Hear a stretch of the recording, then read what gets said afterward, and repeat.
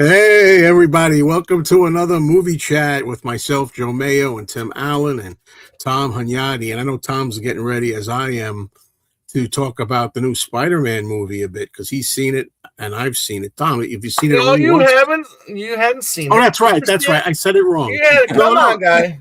no. See, you're right. No, I want that to be clear. I have not seen it. I've seen a half an hour of it. Right. We'll get into that as we get going. I made a big mistake there. But Tom, have you only seen it once, or have you one of these guys? I've seen it. I know I've seen it once, and I'm happy with that. And right. we'll just leave it at that right now. But if you don't mind, please just let me wish the greatest actor of all time a happy 83rd birthday today. So there you go. Oh, it's not Al Pacino's birthday. You know damn well who that is, my friend. He's not to me, he'll never be the greatest actor of all time. 83 years old today. Yeah. Yep. Wow. I can just see him now. I'm 83. Yeah. Trying to do my De Niro impression, yeah. right? Yeah. So we got some people here already, just a few to start, like Beatletti saying, I got a feeling this is going to be a real good one. Well, I think it might be a good one. Here's one of the greatest actors of all time, William Henry Pratt, a.k.a. Boris Karloff. There you go. Yeah, that's one of the greatest. Now the picture I sent you, I think earlier this week. Were you familiar with that movie too? Yes, coming out on Lost Blu-ray? Patrol. That's considered one of Karloff's most over the top, unhinged, crazy performances. And I have it on DVD. Have I watched it all the way through? Nope. No. But I have seen I've seen clips of him in it. He's not the main guy, but he's in it. I'm looking for this Karloff movie called Night World in the early 30s, and it was out on Blu-ray. It came out a month or two ago, and I go on Amazon. There's nothing. It's not available. I don't know how I got to get it. I guess I could get it on eBay or something if I wanted it. I do want it. Probably. Yeah. So let's also, while we're here, say hello to Mike Wall Jasper. And here we go. Deadite 83. Deadite, right? Spider-Man was excellent. Not just very good or good, but excellent. Interested in hearing my thoughts on the Clayface trailer. I haven't seen the Clayface trailer. What is that? This is another DC movie coming out, I think, later this year. And it's dealing with the villain Clayface and his origin story, but it's a body horror film in a way. So I am quite curious about this film. And that's a new term, body movie. Yeah, body horror. Yeah, body horror. Yeah. And what does that mean, basically, body horror? Horror. I guess not saying horror. Yeah. I say horror. I mean, any kind of film that deals with body mutilation or something like that, Oh, like Ice Cream Man, which I'm going to get into today. Yeah, yeah, you should. Yeah. We're going to be talking about the Spider-Man movie, but I don't have much to say. I want to hear what Tom's thoughts are when we get to it. So, guys, what I forgot to ask before we went on live, how many of you watched this week? About I did. I watched one, and watched one Blu-ray. Watched the movie at the theater, and picked up one or two things. What about you, Tim? Did you get an open invitation? Yeah. I haven't picked up anything, but I watched 7 films this week. Wow, you're really good, man. I almost watched. I watched how many? I got 1, 2, 3, and a quarter. 3 and a quarter. I can't count. 6 films. Oh, okay, 6. So we'll wait a little bit. Let me tell you. I don't think I picked up anything. I showed everything. I don't think I've picked up anything. hold on a minute. Let's say hello to more people. Like, wow, it's a picture of Butch from the Little Rascals. Tommy Bond, yeah. to be Yeah. exact. Okay. What's up, James? All right. So That looked like only a face a mother could love. yeah, sure. Yeah. Face only mommy could love. Well, I want to talk about some movies that I've seen as well, but still waiting for a few more peeps. By the way, Tom, do you have a limit today? You didn't tell me that either. No, that's it. We're a go. All systems go today. Wow. And what do you know? When I Yeah. wanted to get off at 6. But anyway, I hope I there's no could trouble stay. with her, then. I might be able to stay. No. I sent her to work today. You know. Oh, I like that. I like that. You know, you got to decide what your priorities are. Yeah, that's right. And Tom, have you done anything about changing your job days so that you can be off Tuesday nights yet? No. I listen. Well, no, but it every day. Just know that every day I think about changing my job. Oh, that's something interesting. Been there. Because Yes. you know, starting September 1st, which is only a couple of weeks away now, I'm going back to the detention center every Tuesday night, and I got to amuse myself for at least 2+ hours up there.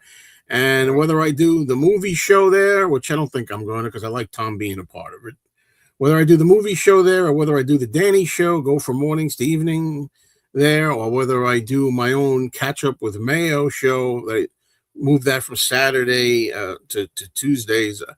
I'm going to have to do something over there, I think. Otherwise, I've been entertaining myself the last couple of seasons over there, I think, just talking to a friend. But we can only talk so much in 2.5 hours. You know, there's only so much we can talk. Isn't that right, 4D man? Wouldn't you agree with that? That's right, Joe. I agree. Yeah, I think it's 4D man, everybody. 4D man. Hey, 4D.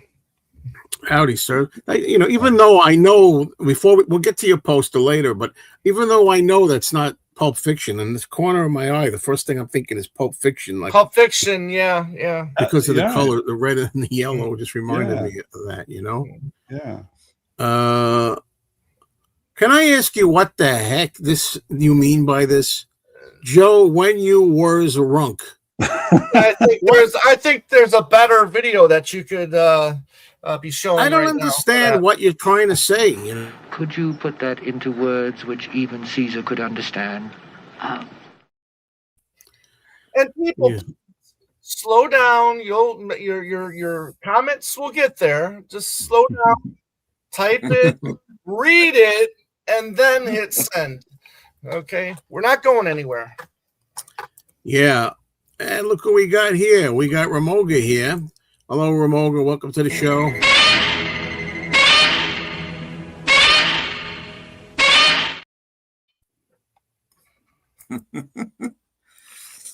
You know what's annoying? You have to know those clips. You have to switch from comments. You have the thing. You take your mouse and you go from comments over to media assets or clips.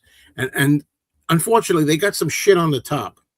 So I got to scroll down to get to the clips. Instead of them being on top where I could just like go over to the other page and there they are, I got to go over to the page and scroll to get to the clip, which it takes time, you know? Yeah, you thought of Pulp Fiction too. Exactly. Joe G. You all feeling all right today, B. Letty?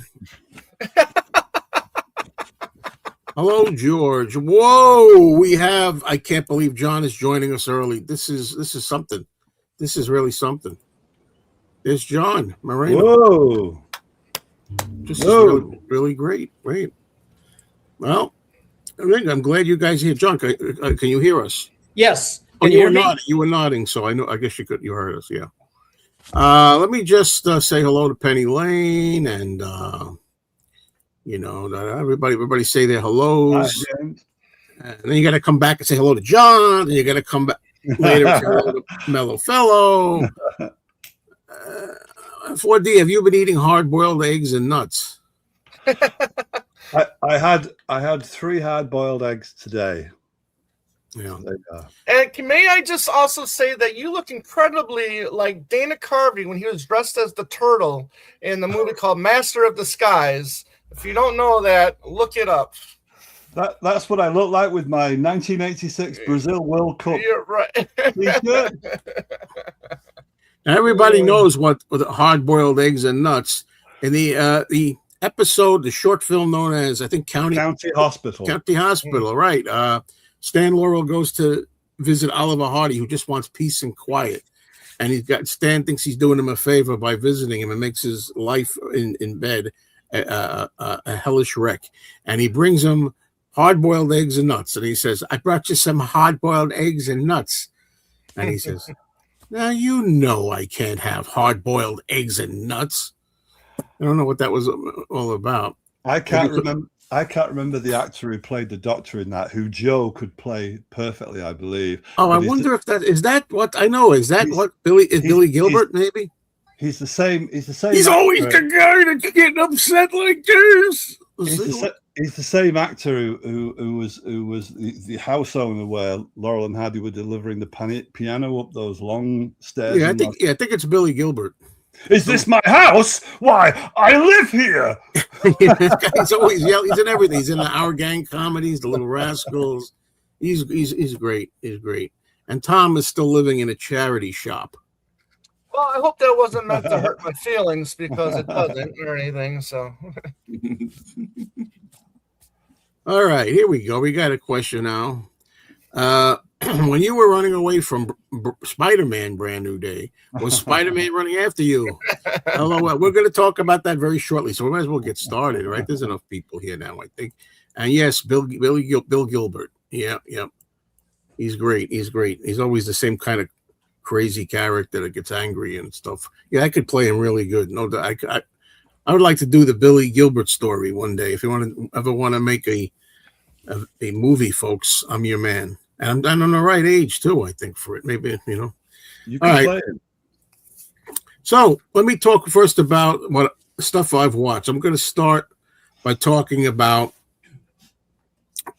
when I went to the cinema. Hey, it's called the Cinema Arts Center, actually, the independent one, where they continued their pre-code horror films. I had seen two other ones. What was it? I'm forgetting. The Black Cat and the Murders in the Rue Morgue at Universal. I'd seen those. Then I saw this one. By the way, I found out that I didn't realize there had been one. First one that I missed, which was a double feature of Island of Lost Souls with Charles Lawton and also Bela Lugosi's in that. I never saw that on the big screen. It's the Island of Dr. Moreau story, 1932 or 3, I think 33, maybe 32. Anyway, and I would have loved to have seen that on a big screen, but that was paired with The Invisible Man with Claude Rains, which I had seen that on a big screen, so at least I could say that, So anyway, we went to see a double feature of Dr. Jekyll and Mr. Hyde, the 1931 version. A lot of people say 1932. It's even that on the DVD. But I think it was New Year's Eve, like the 31st is when it officially came out. So it's 31. Anyway, and it was playing with The Mask of Fu Manchu with Karloff. And I thought that was the way they were billing it, but they wound up flipping it, which I guess was for the best, actually. They showed Mask of Fu Manchu first. Now that they have a guy up there, he knows his stuff, but he has a tendency to talk about the film and give the whole thing away. He's talking about, you'll see how much like Raiders of the Lost Ark is when you see Mask of Fu Manchu. You will see a scene, blah, blah, blah, and then this happens, and that's taken right. I wouldn't be surprised if Spielberg had seen this, and blah, blah, blah. And one guy was sitting there, he goes, spoilers, and the guy didn't stop. And then at one point, the guy in the seat went like this as he was listening to the rest of his speech. And boy, did he spend... Gotta watch myself here. I don't want to go too far.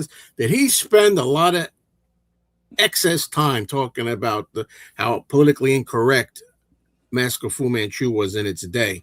Because that particular film, it was cut for many years and then it's restored. There's some stuff in there talking about Asian people, but also the Asian master Fu Manchu also talks about the white man and the white devil and everything too. It goes both ways. But this guy, man, he was almost on his knees. He was personally responsible for it. God, and he's like, listen, if you could try to ignore the racism in this movie, you'll have a lot of fun. Just try to get past that and everything. But I get the feeling, I know what he's saying, and I understand to a point. But the thing is, you don't have to like apologize so much about it. You could talk about the history. I think that attitude is cowardly. It didn't even cross my mind when I watched the movie Racism. It didn't even cross my mind. That's interesting. Although at the beginning, the new copy that's out, which they had on this too on the show, was it gives you the disclaimer at the beginning. Does it do it on the Blu-ray? Yeah. Okay. Yeah. But anyway, all right. So I think the audience was mixed, mostly older people, but there was some young people in there. And there were some people over to my left. It's always potluck where you're going to sit here, who you're going to be next to. So the young people, I don't know how old, young, I'd say 18 to 21. I mean, young, two girls and a guy, and they were there. So the first movie, Mask of Fu Manchu, they were giggling a lot and laughing a lot through it, which, it's, although it's annoying, I kind of understand in a way, because it's kind of fun. And by today's standards, it's kind of, corny and stuff. And they laugh, but they, like I've said many times, they laugh at parts, guys, that aren't even funny. Like it's not a lot, like not a funny line, or like they'll say something like, we'll kill the white man and take their women, and they laugh at that, because it's by today's standard, that's so ridiculous and misogynist and all that. But if you want to say that, but also, like I said, they'll just show you a scene of somebody like strapped to a table as alligators, and he's struggling to get free. And is that really funny? It's not funny. There's nothing funny about it. Anyway, so Mask of Fu Manchu, I enjoy it. I don't like it. I don't love it as much as I love the next film. Okay. Now the next one being Dr. Jekyll and Mr. Hyde, and it's getting the Frederick March version, and it's getting very difficult how to pronounce it, because as the MC pointed out in the film, they say Jekyll a lot, Dr. Jekyll. And I heard somewhere a long time ago that Robert Louis Stevenson wanted it to be Jekyll. But we all say Jekyll or Jekyll. Peter Cushing always said Jekyll as well. Yeah, so that's probably the correct way. I like Jekyll, but be that as it may, I already know this film very well. And boy, what a treat it was seeing again. I think it's the second time I've seen this on the big screen. And it's the Aurora model version. The Aurora model version, drinking the potion. Yeah. That's the image. What can I say about this? Well, the main thing is those people, those young people, you could hear a pin drop during the intense scenes with Mr. Hyde. Nobody made a sound. And if you've seen the movie, I think it still holds up. All the scenes where Frederick March, in my opinion, deserved Academy Award win, as Mr. Hyde especially. I think as Dr. Jekyll at times he's a little too much, but as Hyde, that's fine. And Miriam Hopkins as Ivy, the streetwalker. Okay, when all the scenes in the home where he comes in and terrorizes her and frightens her to death, practically to death, you didn't hear a sound. Everybody was like tense and riveted and afraid. And I felt it myself. I felt like this thing really, I think it's one of the best of the early horror movies. And I'm going to say this now, despite the fact that I love Universal, because it's not a Universal film, it's MGM or Paramount. I forget, Paramount, MGM, Paramount, I think. Anyway, it still holds up. I think it's better than Dracula. It's better than Frankenstein. 1931. Anyway, it's the best horror film of 31 for that reason alone to me, So that's my opinion of it. Yeah, and I love the makeup of the guy at the beginning, the I call him the MC. He was saying, the makeup in this is ridiculous. I mean, they make him look like an ape. I mean, he looks like the makeup's so overdone. He says, you'll see him. He walks into a bar. He orders a drink. Nobody thinks anything. I'm like, man, will you stop telling everybody the whole damn movie? And also, it's great. So anyway, I loved it. And I know I can't say enough about it, I will say that I had an itch to watch the Spencer Tracy version after that. So the other night I put it on again. I've seen the Spencer Tracy version. I have a DVD of it, but I didn't make it. I fell asleep. But he said I didn't fall asleep on any of the two movies in the theater, right? So no problem, But I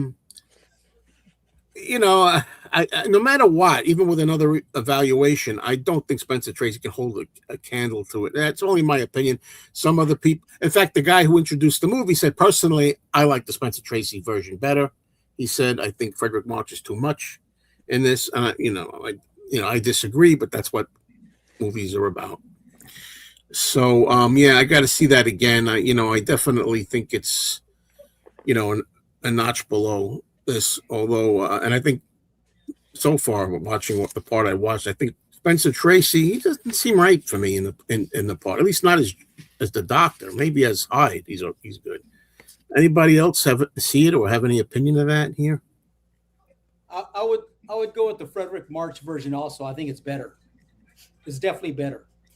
Yeah, so I feel. Yeah. I saw it on videotape at home 25, 30 years ago, whatever it was. I loved it. I thought it was great. It's intense. I think also because I smoked weed while I watched the movie, and I really got into it. It was like, oh, this is good. You just sit there, but it's still a great movie. Yeah, you got more paranoid from it, right? Yeah. I guess, it intensified it. How's the transformation between both films? I mean, is there a difference between the two? Is one more impactful than the other? Well, I always think, and it still holds up, the Frederick March film from 1931, that transformation scene is incredible, and it still holds up. The first transformation scene, maybe the first two.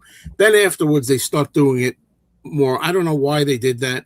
It's more like the Wolfman, if you know that. It's more like dissolve, like right. It's like cross-fading kind of thing. The way, if I describe it right, how they did it with the filters, they had like the makeup on his face first, and then they removed the filters. And as they removed them, he just got more and more plain, normal. But then they reversed it, I believe. They reversed it so that it looks like he's getting uglier instead of, and the filter, it just appears to like change, his color changes and his features just change. Just without like seeing cuts or dissolves or blurriness or anything, it just is straight.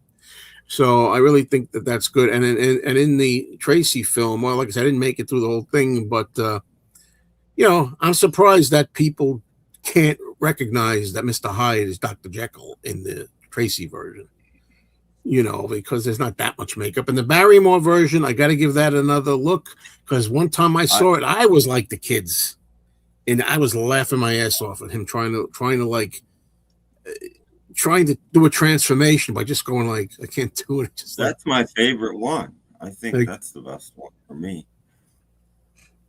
Just turned my face like that, and all of a sudden I'm Mr. Hyde, But I know. I think and that's fine, So you've seen them all, Tim, huh? Yeah, I've seen them all. And that's your favorite. I think Frederick March is better than Spencer Tracy, but I like Barrymore. And what about, there's a Jack Palance one too, made for TV that I haven't seen that in a long time. Dan Curtis, was it? Yeah, Dan Curtis. And I remember somebody reviewing it once and saying, but Jack Palance already looks like Mr. Hyde. So they said something like that. So I thought that was fun. Or not. Believe it or not. So let's see. I'm going to just take some comments and I'll continue. Anyway, it says I was going to watch Spider-Man, but you put me off it. Well, in all fairness, everybody should judge for themselves. But I still believe if you trust a person, you know, if you tend to agree with a person a lot and he likes something, there's a chance you'll agree. But, you know, some of the things I described might be enough for you to say, nah, which I'll get into shortly. And Tom and I are going to discuss it a bit. It's going to be fun. Hello, gentlemen. I got to retire like John M. to join you all here on the Pacific Coast. Yeah, that's the thing, you know. You can't please everybody. That's the problem.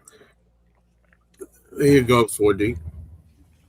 1986 World Cup. This was the official Brazil shirt. I've had this since I was 27 years old. And if I were to stand up, you'd see after all the 2 weeks of severe fasting and the 6 weeks of severe diet after that, if I stood up, you'd see that I'm still a fat bastard after all of that. It's so demoralizing. So this T-shirt, I'm only wearing this because you can't see my abdomen. Well, do sit-ups. Do sit-ups. At my age, no, I'm beyond that now. Nah, I hear you.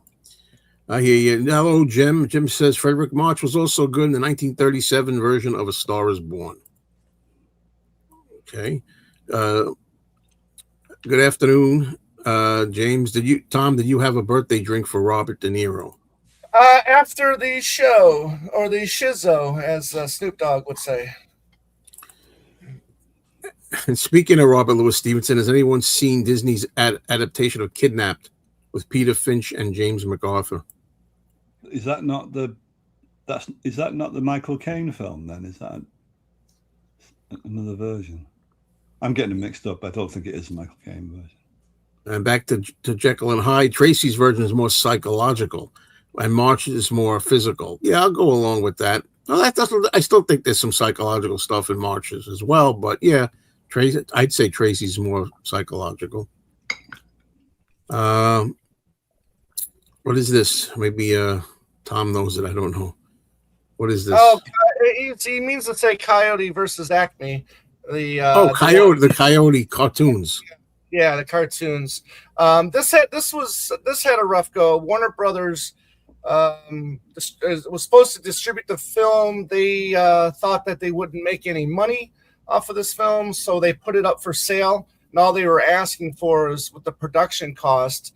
Nobody would take it, but this one little company ended up buying it. And the word of mouth is good. The reviews for it, as of right now, for the people that saw it, were strong. But you know, who knows? Who knows how many people that remember that what witnessed, you know, those cartoons then are going to take, you know, their grandkids or their, you know, or whatever to the theater to see these films. I don't know. Who knows? I don't know, he says. I don't know. Okay, which version of A Star Is Born is the best? I only saw some of the Judy Garland. But that is the best because Mason was a drunk, and you believe that he's drunk when he is drunk. He probably was drunk. Yeah. Yeah. And the answer is exactly. I'm sorry, Tim. Go ahead. No, Judy Garland is spectacular. I think that's the best one. Yeah. Sorry.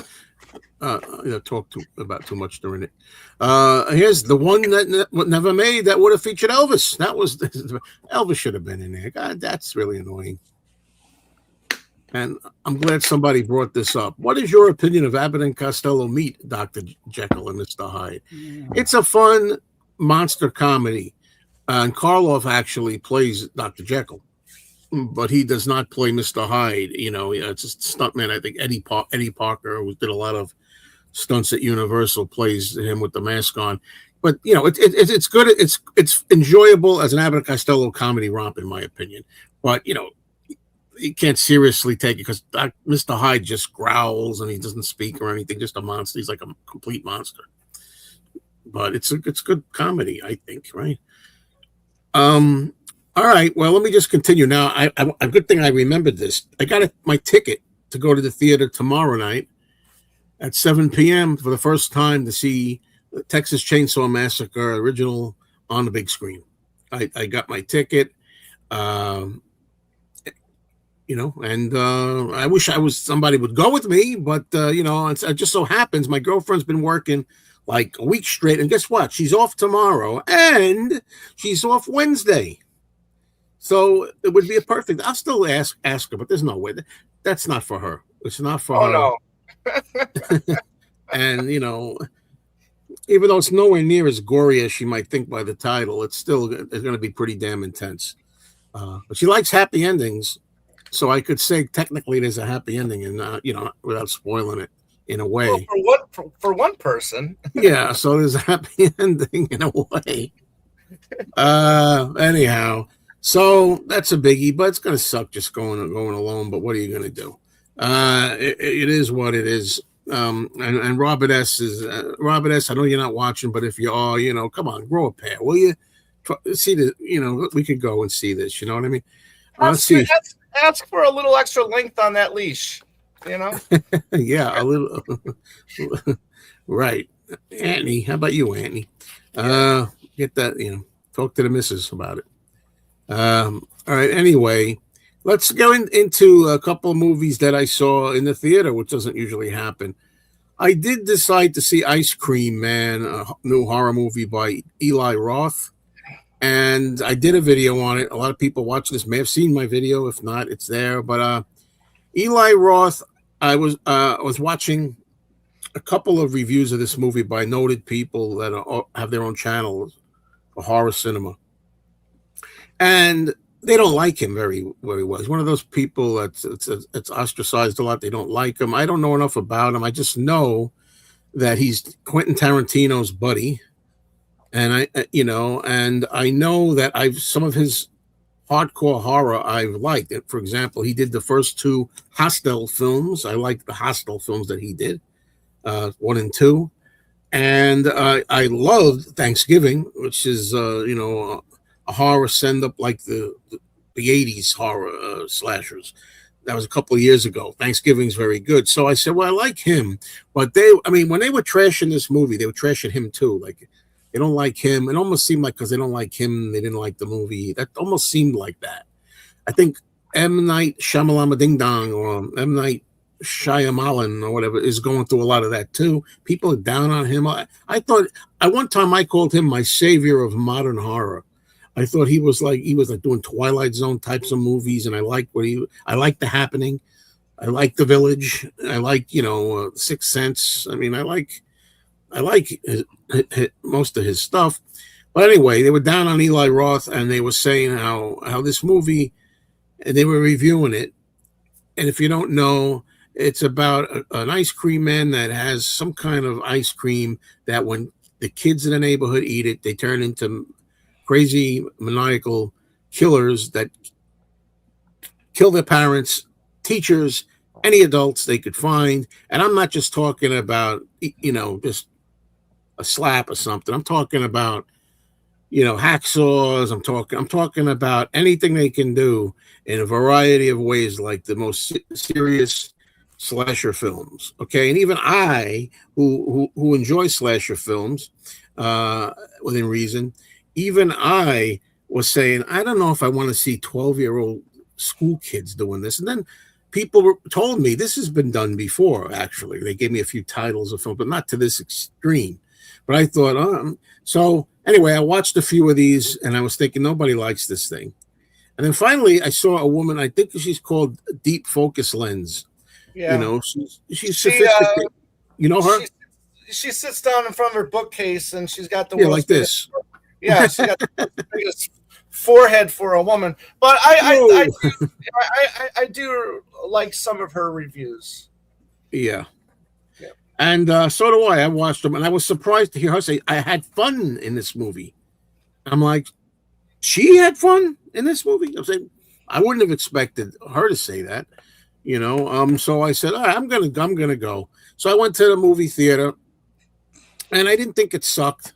Again, I'm going there with a perspective of a horror fan, and in particular a slasher fan here and there. If it, I knew what to expect. I knew what not to expect, and it was just, to me, average. It was just like, it is what it is. I didn't think it was good. I didn't think it was worthless for my time. I got what I went there for. But it's funny because some of the stuff that's done in this movie with the CGI and some people saying AI slop.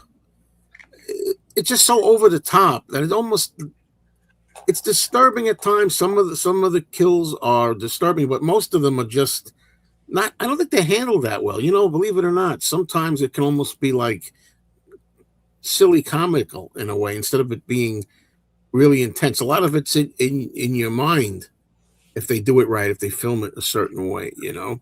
So anyway, yeah. So that's how I feel about that. I'm glad I saw it, but would I ever see it again? Doubtful. So there's that. The only Eli Roth movie I saw was his remake of Death Wish. I still prefer Bronson's, but Will is good enough. I didn't know he did that, or he did the Death Wish remake. Yep. Yeah, the Texas Chainsaw Massacre actors are what makes it so disturbing, not the gore. They're very good, and I think they were unknowns when the movie was made, I think.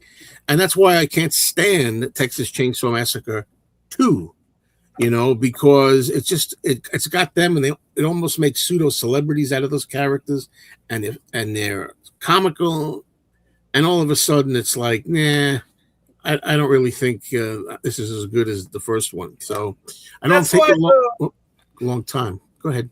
And that's why the best I think horror films that work are the ones where you have relatively unknowns in there, so they can be made cheaply, and hopefully get a profit. Sometimes you see a lot of these big budget horror films, and they don't. As the Screen movies have gone on, they've been, the budgets have begun lower and lower. But they also have higher profile actors that need, then you pay them a little bit more money. So, but anyways, I love these horror and more independent horror films that have up and comers rather than established stars in them. Yeah, and that's a way to do it, I think. Right. In the first Friday the 13th, there was Kevin Bacon. I don't even think he was known. Yeah, but he wasn't really a known actor then either. Right, I think that's what I mean. Maybe he had already done what's the comedy? Animal House. Animal House. Yeah, I think that might have. Yeah, that was already done, but he wasn't that. Yeah. He didn't have that big a role in it. No, yeah. Right. But yeah. So anyway, what can I say? It is what it is. Then I decided to see a movie called Spider-Man Brand New Day, which is the new Spider-Man movie. Okay. And I did, not really a review. Thank you, Tom. I remember this time. It's not a review because I will not rate or rank or talk about a movie as a whole, say if it's good or not, if I didn't see the whole thing, and I didn't see the whole thing. All I'm doing is telling you my impressions of the first half hour or so. Now, first of all, I don't think I was kind of tired. When I went to the movie theater, I was the only one in the theater, but that's not a problem. I don't mind that. It actually sometimes is good, I like that. For certain movies, and I was going to enjoy it that way. Now, the reason I went was because even though I despised the last one I saw, what was the other one with Tom Holland, the one I didn't MC, the multi Spider-Mans. Yeah. No Way Home, was it? No Way Home. I went on a trip, a vacation to Maine, and that was 2021. I can't believe that movie's 5 years ago, and I really did not like the movie at all, and did a review on it here, and I didn't have any interest in seeing this because I don't like most of the superhero movies, but I do, and I did enjoy, within reason, The Flash to a degree, which a lot of people didn't like or whatever, and actually I remember I have a relative that showed me Doctor Strange, and I didn't mind. I kind of thought that was interesting, believe it or not.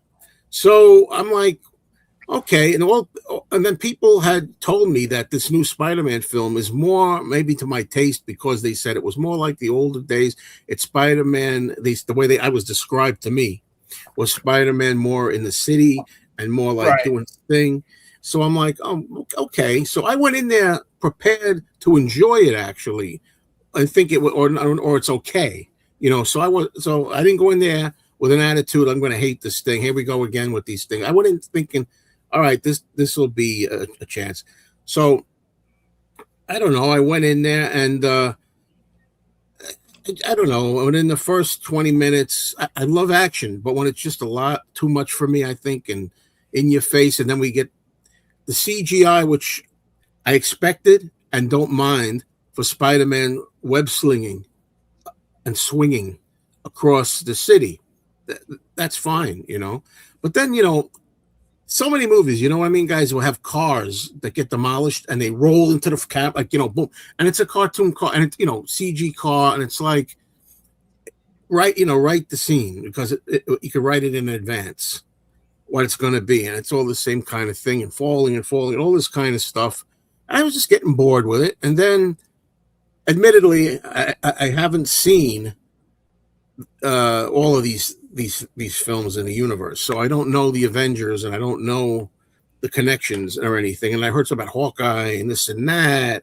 I found that afterwards in the comments, some of this, because there was a woman that Peter Parker meets, and she's sitting in a pool, and he's talking to her. He just got his mask on.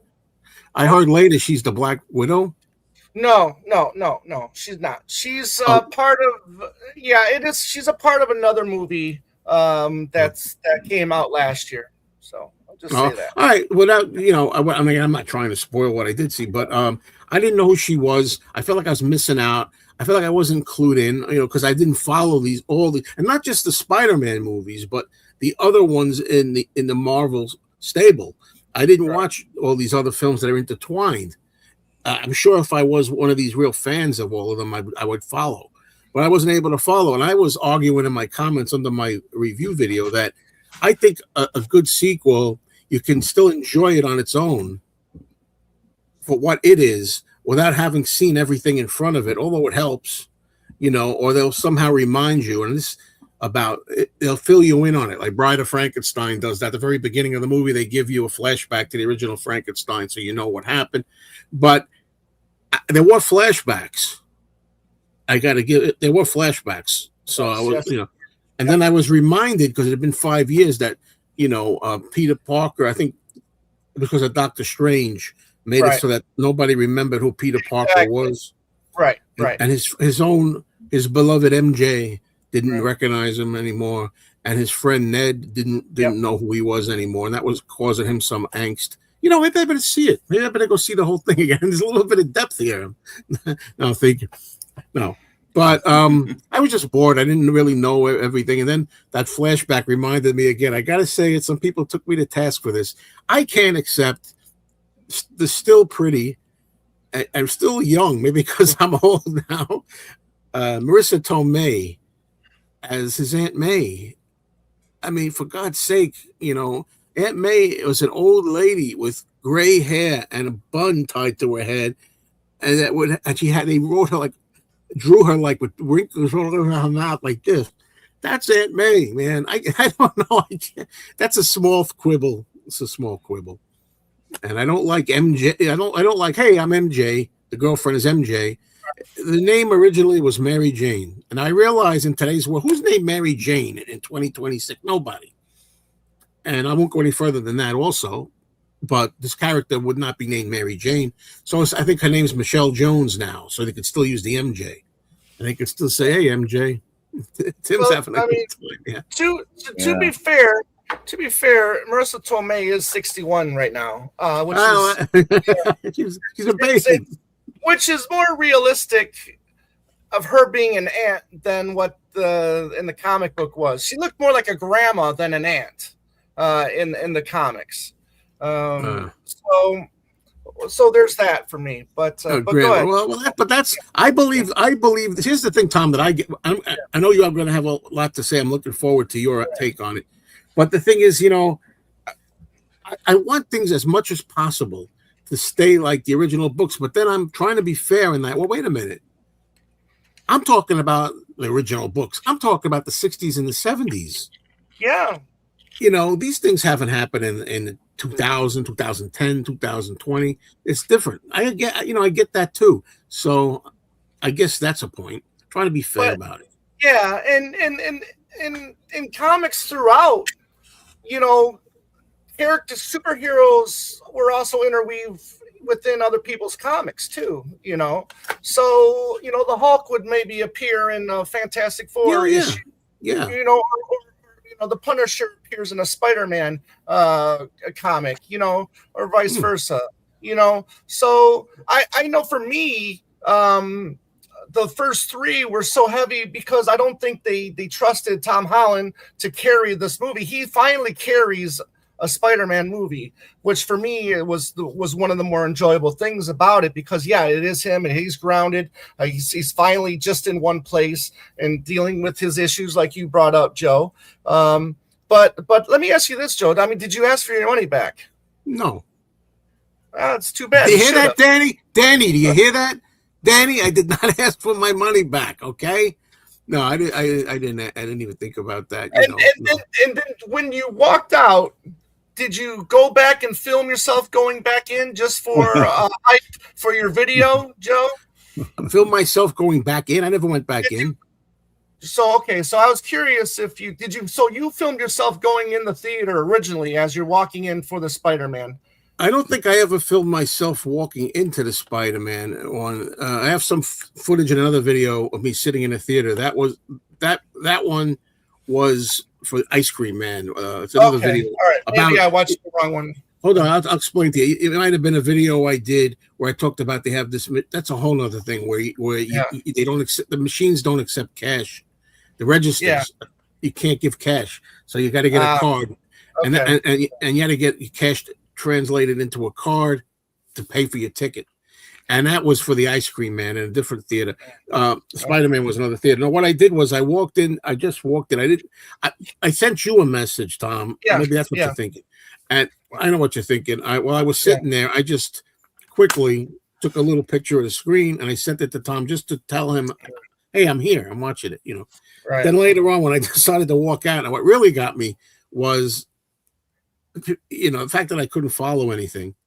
The music, you know, I just hate that music, and there's a little bit, tiny bit can be heard because I didn't want to record the screen at all. You know, I'm not going to do that. But I was at the floor. I just heard a little bit, tiny bit of audio as I pointed it at the floor, and you hear, I don't know what that music was. You can hear a little bit of it. I'm like, I'm out of here. And I'd say, well, why not turn it into a video then? So it shouldn't be a total loss, right? You know, I'll turn it into a video that I'm walking out of the theater. You know, well, so I did that. Oh, here's one thing. So, you know, this past weekend, the movie passed $2 billion worldwide. So I think Marvel will be okay if one person didn't like. Unfortunately, it's not one. Hold on. No. $2 billion compared to 2.2K people that watched your video. I mean, what's more impressive? $2 billion. Well, don't interrupt. Okay. There's a lot of things I can say about it. I have notes on this. First of all, since when is money always an indicator of quality? Money is everything. Money is everything. Well, whatever. You know, rap music sucks and it makes a lot of money. And that's just my opinion. You know, the dumbing down of society, people like crap, whatever. And so that doesn't impress me. But also, I saw a few videos out there that didn't like it. And one of them was and I didn't realize the guy looked familiar when I saw his face. Older guy, of course. And I said, he looks familiar, but I can't place him. It's Matt Walsh. I don't know if any of you guys know this guy, but he's political and he's a hardcore righty on the right. And he was saying, I loved his review. He went up, he was like, he said it all. And he called it, I watched the new Spider-Man movie, so you don't have to, you know, that. I hate when people say that. I want to punch people in the face when they say that. I mean, he didn't create that. He obviously didn't create that. No, he didn't create that line, but jackoffs have been saying that for a while. I think it was him. I'm not sure. He said, you know, by the way, somebody said, whether it was him or somebody else, said, Gone with the Wind is still the unbeaten highest movie when adjusted for inflation. So that whole thing about, it's billions today, but again, with the inflation amount, if you were to put Gone with the Wind out today, you can't say that as many people that went to go see it in 1939 were going to go see it today. if you were to release it today. So the whole thing about inflation, you can't really judge that. All you can do is judge it for what it is. Yes. Okay. But if you were to put those movies that are higher up in there because of inflation, you can't guarantee that they were going to be a major success in today's time. Yeah. In today's time. Only going for its time. I mean, right. No, so only going by its time. But let me tell you. Go ahead. All right, go ahead and finish. Sean. I don't know what else. I'm just thinking what else there is left to say because I've said a lot about. Of course, it's a whole show. Well, let me tell you what.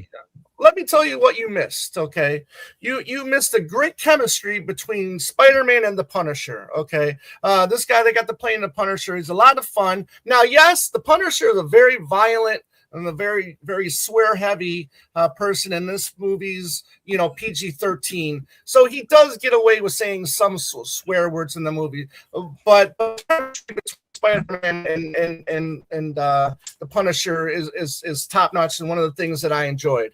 There's a really great scene with the Hulk in here. I knew that going in. Yeah. And a really good scene between Peter Parker and Bruce Banner. Now, Peter Parker in this movie, he's going through a transformation. He's almost in a way, and I don't care. I'm going to spoil the film, so if you haven't seen it yet, shame on you. But anyways, he's congratulations. Yes. He's going through a transformation, almost in the same way as Jeff Goldblum was going through a transformation in The Fly. So Peter Parker went to go get his advice on how to maybe control his transformation. So there's that. There's a really good scene where the antagonist gets control of the Hulk, and you just see the Hulk go batshit crazy, which has been lacking in the Marvel in the last 10 years or so. Well, maybe 6 or so. But you also missed the beginnings of the X-Men films in a way, because one of the people that becomes an X-Men got their start in this film as well. So there's that.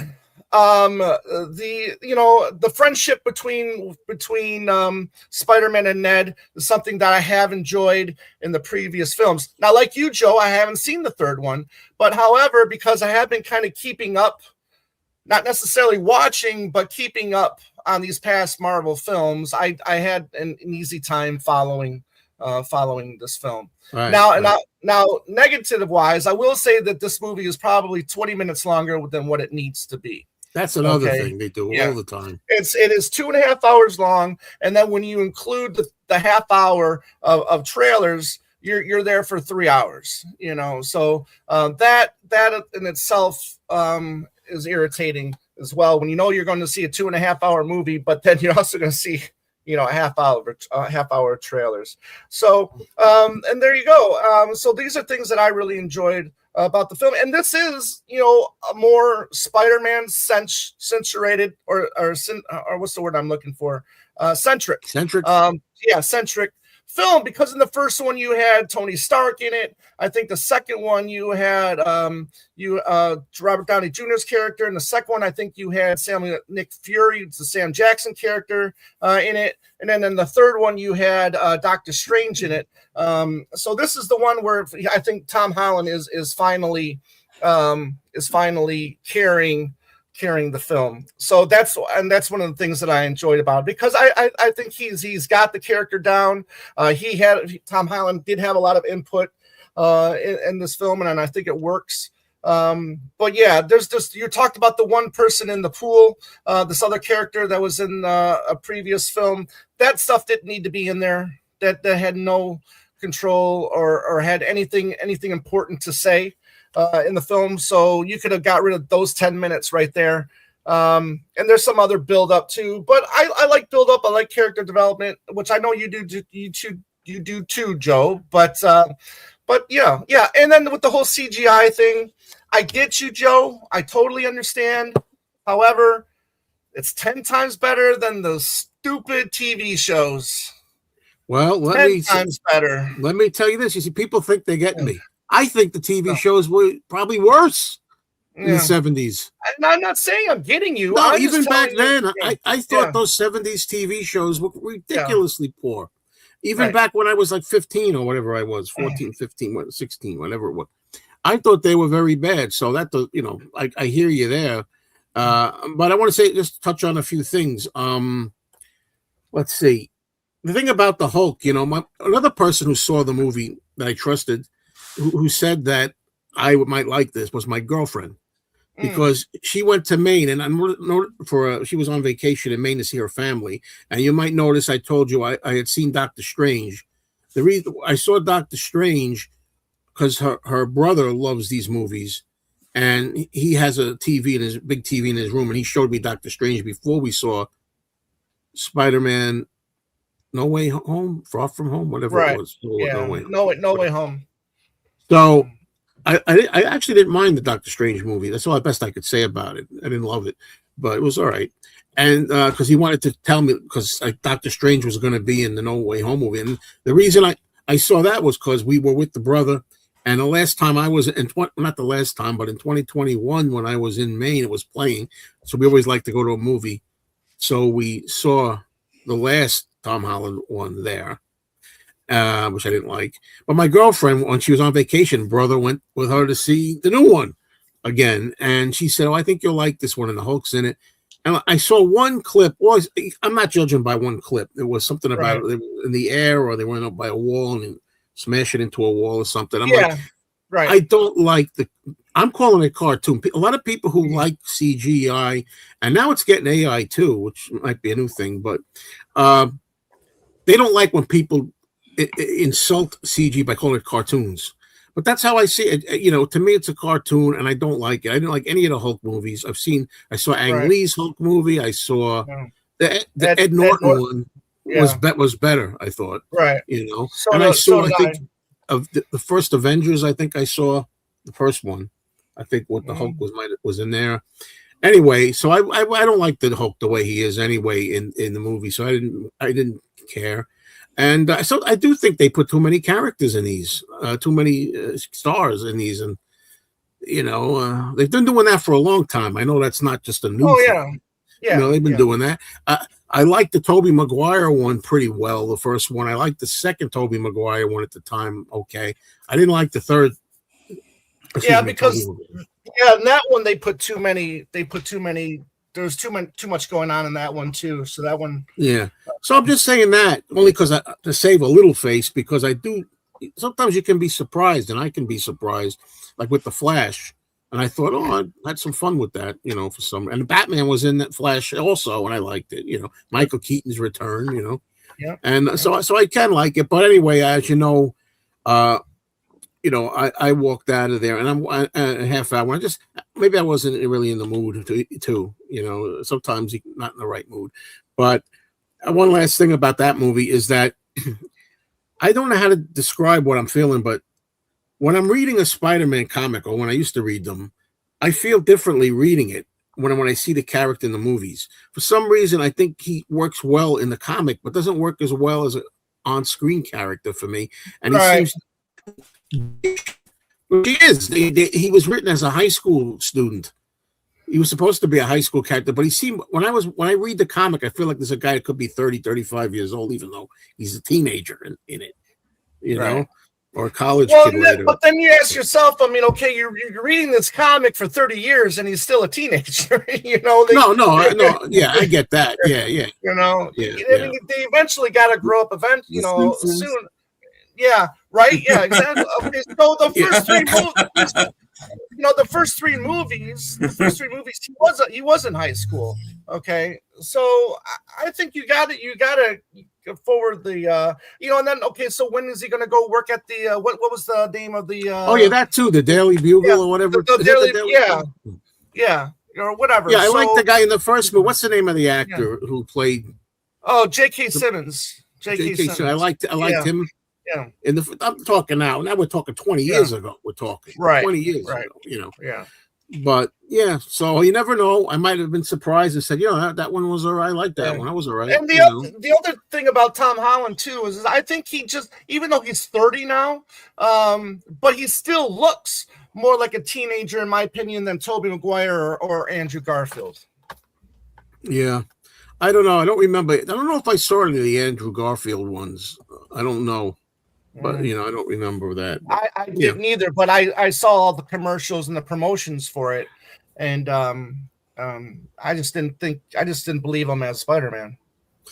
Yeah, but I found out by this. Here I go. This has nothing really to do with it, but I'm going to say I heard Tom Holland speaking in an interview, and I'm like, what is with all these? No offense, these British guys playing Americans. What is this?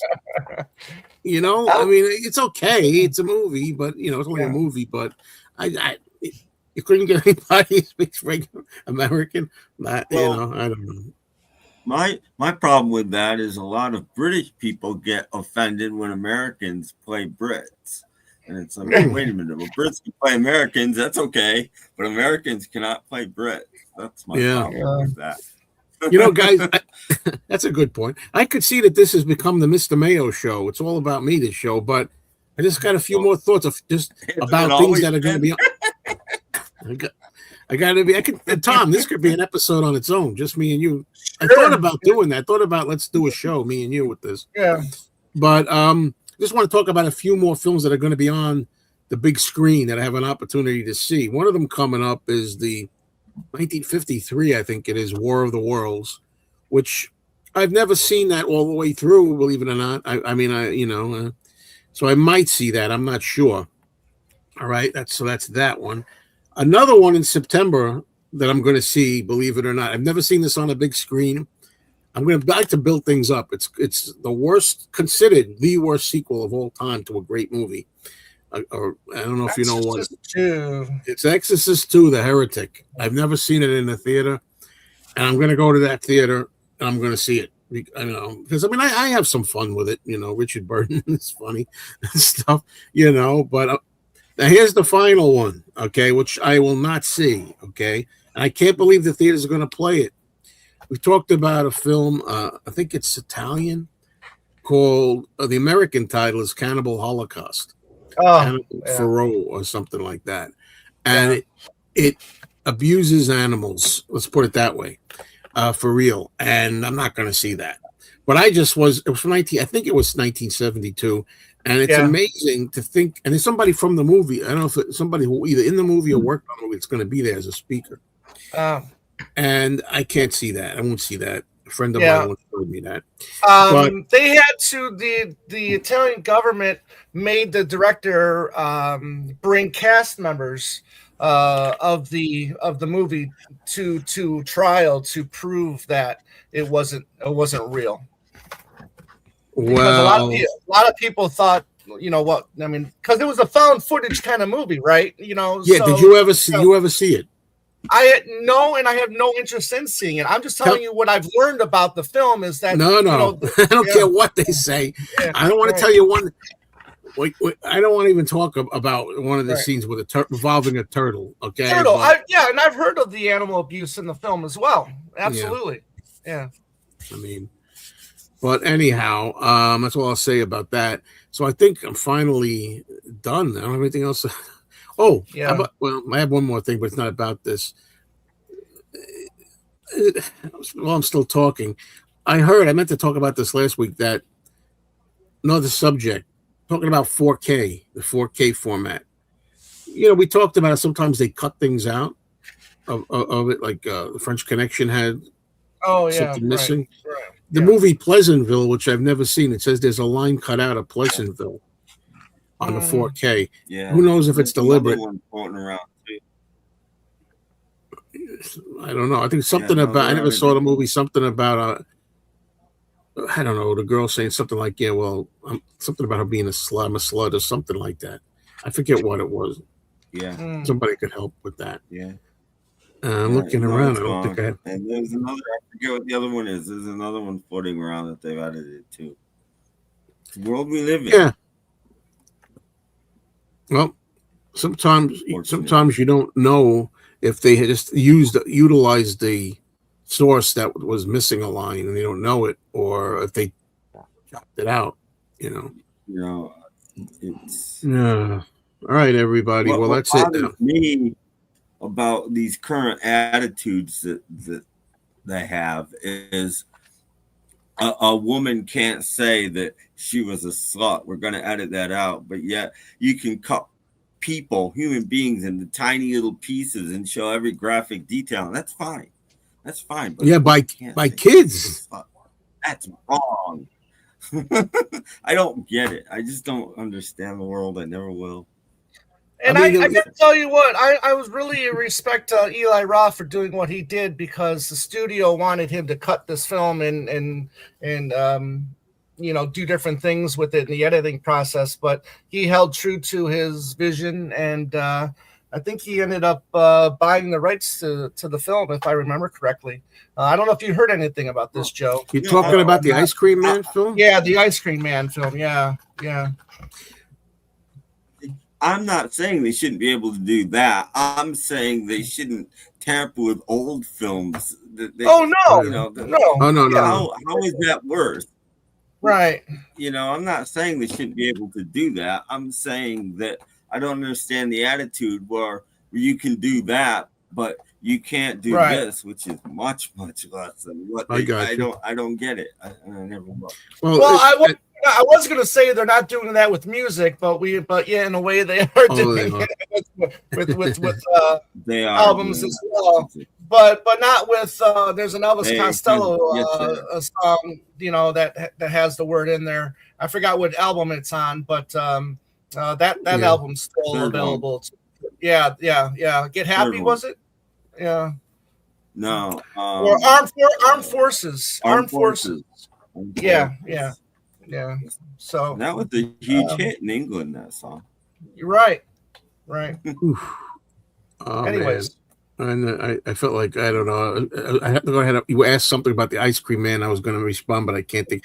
Eli. Oh, yeah. I got it. The thing is, what bothers me is, and I've never been one of these guys like who just say, "Oh, they should censor this, or they shouldn't put that out." I've never been that sensitive. I used to hate when they did that to the Friday the 13th film, but at least we still had a little bit more sense of self-preservation and being responsible back then. I don't even know why they care about cutting Eli Roth's film. They'll put a movie like that in the theater.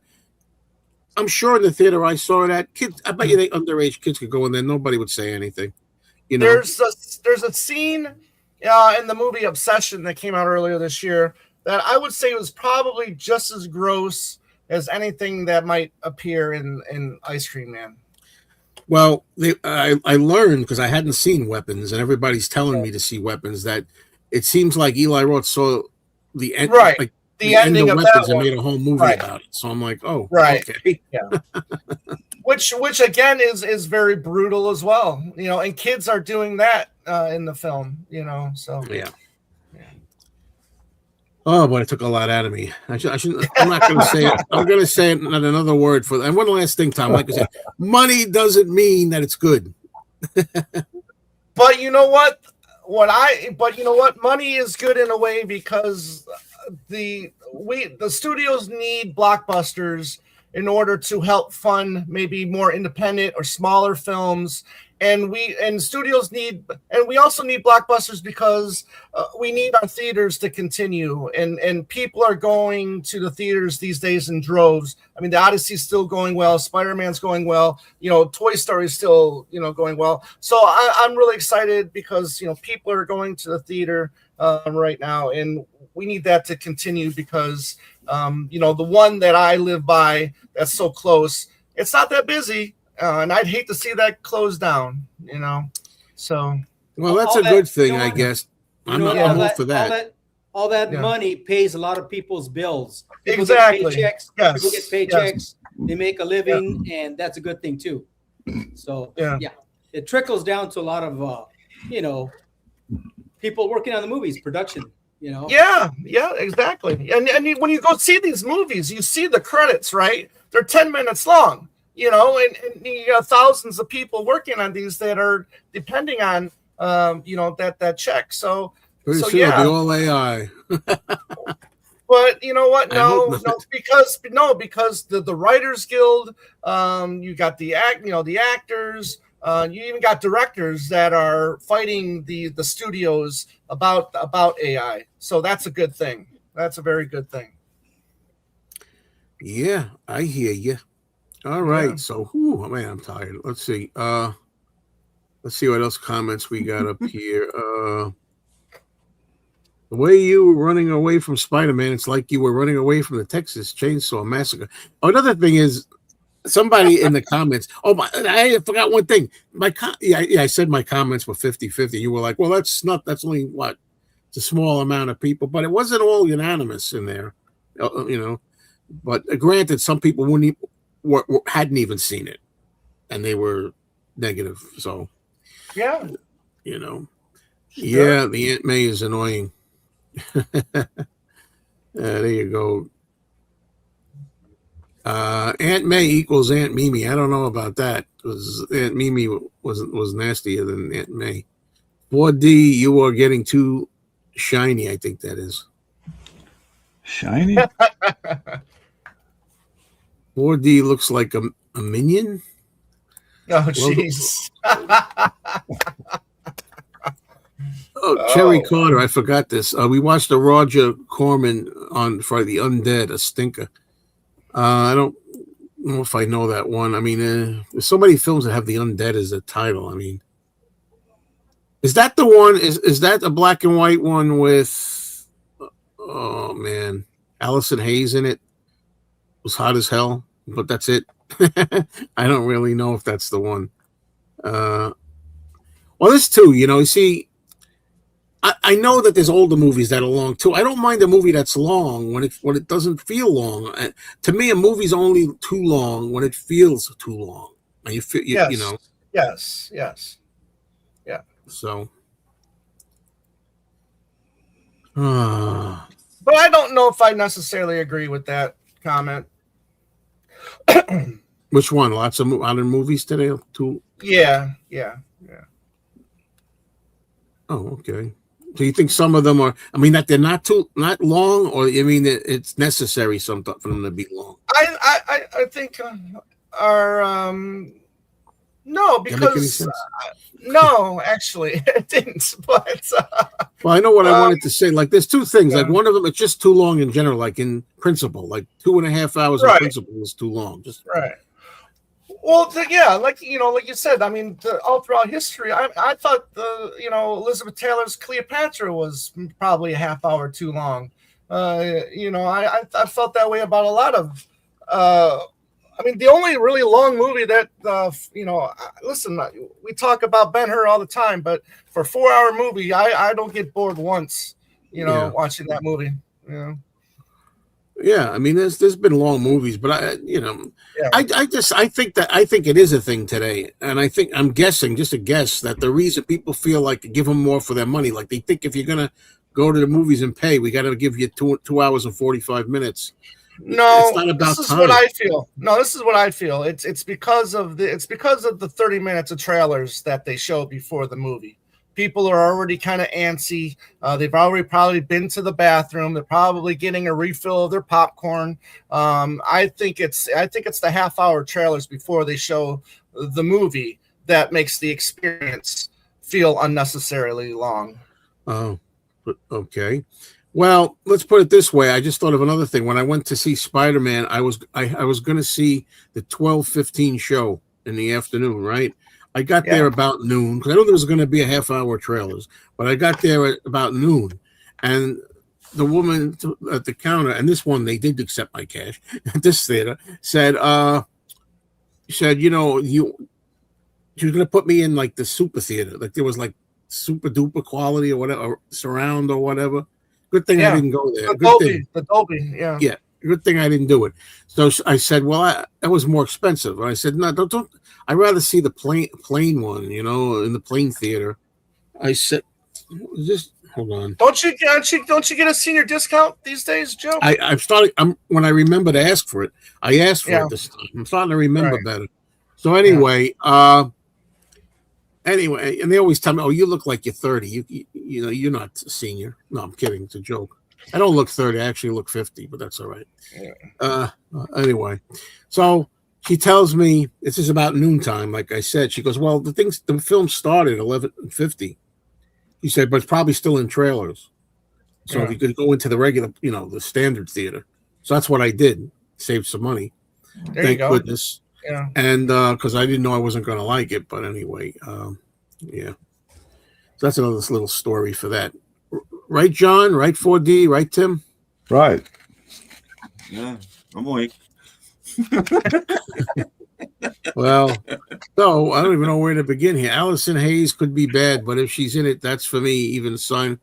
Yeah, I could just watch her. She's an Amazon gorgeous. Look, it's Attack of the 50-Foot Woman.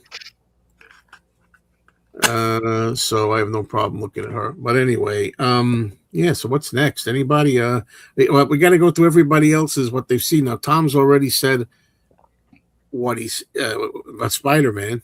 Yeah. So, yeah. Let me just show one thing that my girlfriend loaned me this. So we've been watching some episodes of MASH recently, and I didn't know she had this. I didn't know she had this until the other day. Is that the medical kit box? It's the MASH box set. Look at the size of this thing. Yeah, this I love fantastic. It. Yeah, this is I remember watching some episodes, but I was a kid, But as we were watching some episodes now, I'm laughing my ass off, man. I think this is fantastic set here. Unfortunately, it's DVD. It's not that high quality stuff, but I live. But it's got all 11 seasons. It's got specials. It's got the Roger or the Albert. Why am I? God damn it! It's got the original movie in it, and as well. Yeah, the Altman. Thank you. See, I'm forgetting things too. Thanks, Joe. I like seeing it for all the guest stars. Like we watched the episode the other day that had Terry Garr in it. And I loved I loved seeing that. So I know Ron Howard is in. Right. And I can't wait to get to the 11th season because my boy Andrew Dice Clay is in an episode. He is. Yeah. So.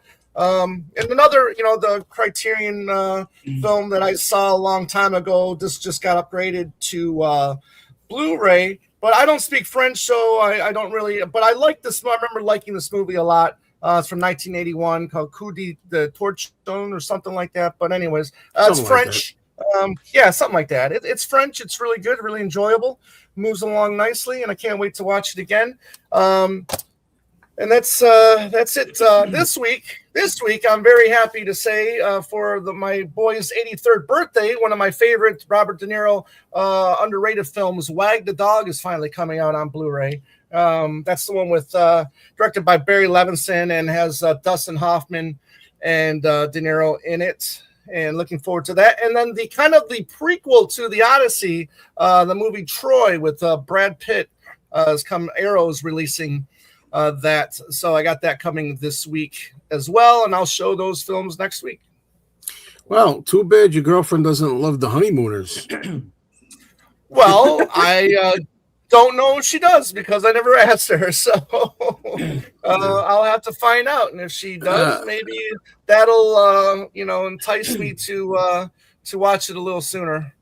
Well, hey, Tom. Yeah, Tom. Yes, sir. Are you a big Andrew Dice Clay fan? I'm an unapologetic Andrew Dice Clay fan. I've got his biography. I've got a lot of his CDs and stuff like that. I got to see him live back in what? Where did you see him? I saw him here in Michigan. This was probably I want to say 2000, 2001. But I saw him downtown Detroit at the Fox Theater. And it was really disappointing in a way because, he's getting towards the end and he hadn't done any of the rhymes yet. So people were just hammering for the rhymes, So he goes, okay, I can give you another 20 minutes of original material or I can give you 5 minutes of rhymes. What do you want? And guess what everybody picked? The rhymes. The fucking rhymes, Yeah, watch it. Watch it. I can tell you ones too. Man. If Danny can swear on your show, I can swear on your show. Damn it. I'll be the judge of that. I got to see Andrew Dice Clay back like in 1983. Oh, see, that's really early. Yeah.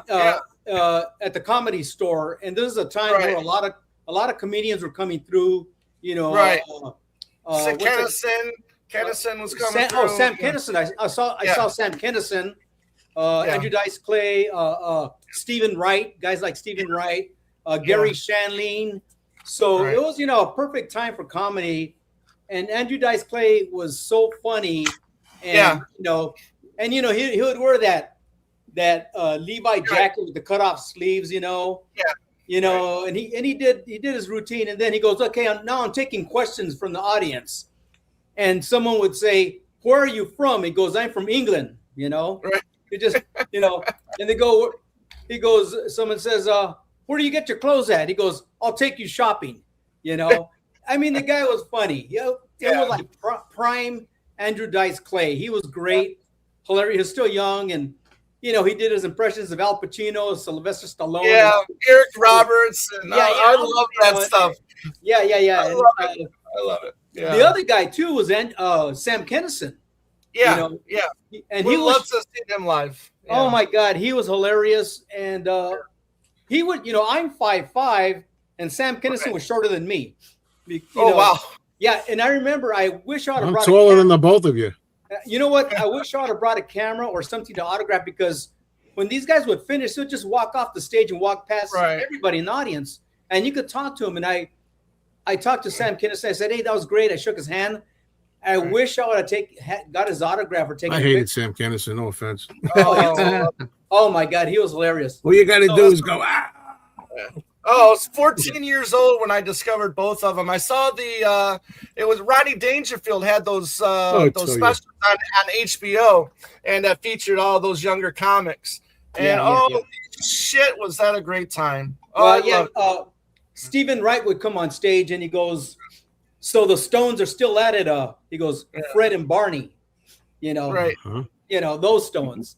But yeah, Stephen Wright had his own, one-liners. He was funny. Own style of humor, and up to a point. It was just a great time to, And I would go during the week, I wouldn't go on the weekend. I would go like a Monday through Wednesday or Thursday, and it was just better for some reason. These comics would come up and work out new material, right? And it was very loose and relaxed. It wasn't like a big, busy night. It was more relaxed, and it was just fun, a fun time. It was a fun time, and there was a great mix of clean and dirty comics, in that time. A lot of them that you mentioned earlier. Yeah, and they used to have that live at what was the TV show that used to be on. I know what you need. You know what I'm talking about? Yeah, I know which one. But Jay Leno was there. Gary Shandling. Have you seen this? Have you heard this? Yeah, it was. So it was. I guess this is before Jay Leno, way before he did the Tonight Show, and it was just a great time. To see these comedians. Richard Pryor was there. But he was already a legend by that time. He was already established. Old Mother Hubbard went to the cupboard to get a poor dog a bone. I'm not going to say the rest. Oh, there you go. Dickory, dickory, dock. Exactly. Also, you know what? You showed that MASH DVD box set. Yeah. And I was trying to find my Almost Famous DVD box, because it's the director's cut, but they call it the bootleg cut, right? And they made it look like a bootleg record. Yeah. So I was trying to find it. I couldn't find it. But, very cool. Yeah. Let me tell you, when you made me with MASH, which I never, occasionally I see an episode. I like it.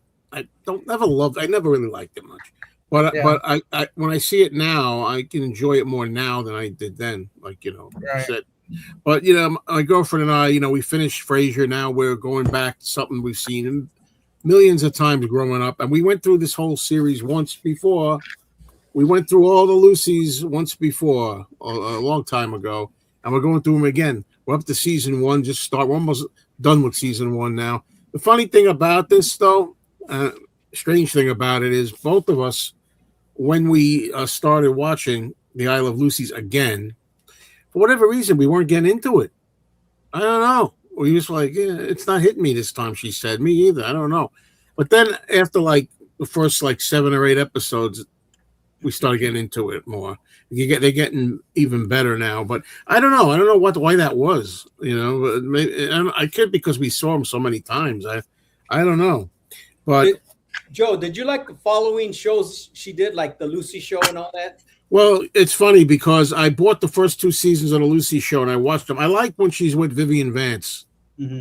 So I do like, there's some good episodes in the first one, the Lucy Show, my opinion. The one after this, the Lucy Show. And I just ordered seasons 3 and 4. So I'll have 4 seasons of the Lucy Show.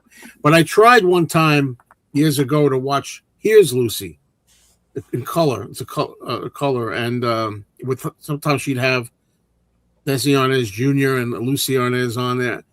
That show just never grabbed me at all. Right. I kept trying to get into those and Mr. Mooney and all that, and I didn't really get into it that much. But I think I'm going to go through Here's Lucy and see how that is.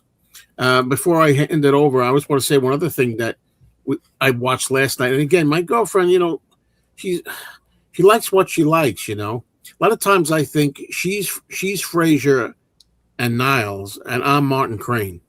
If you get anybody knows the show, it's like she's so hoity-toity with things, and I'm like, hey, come on, man, let's watch a little, let your head down a little bit, kind of thing.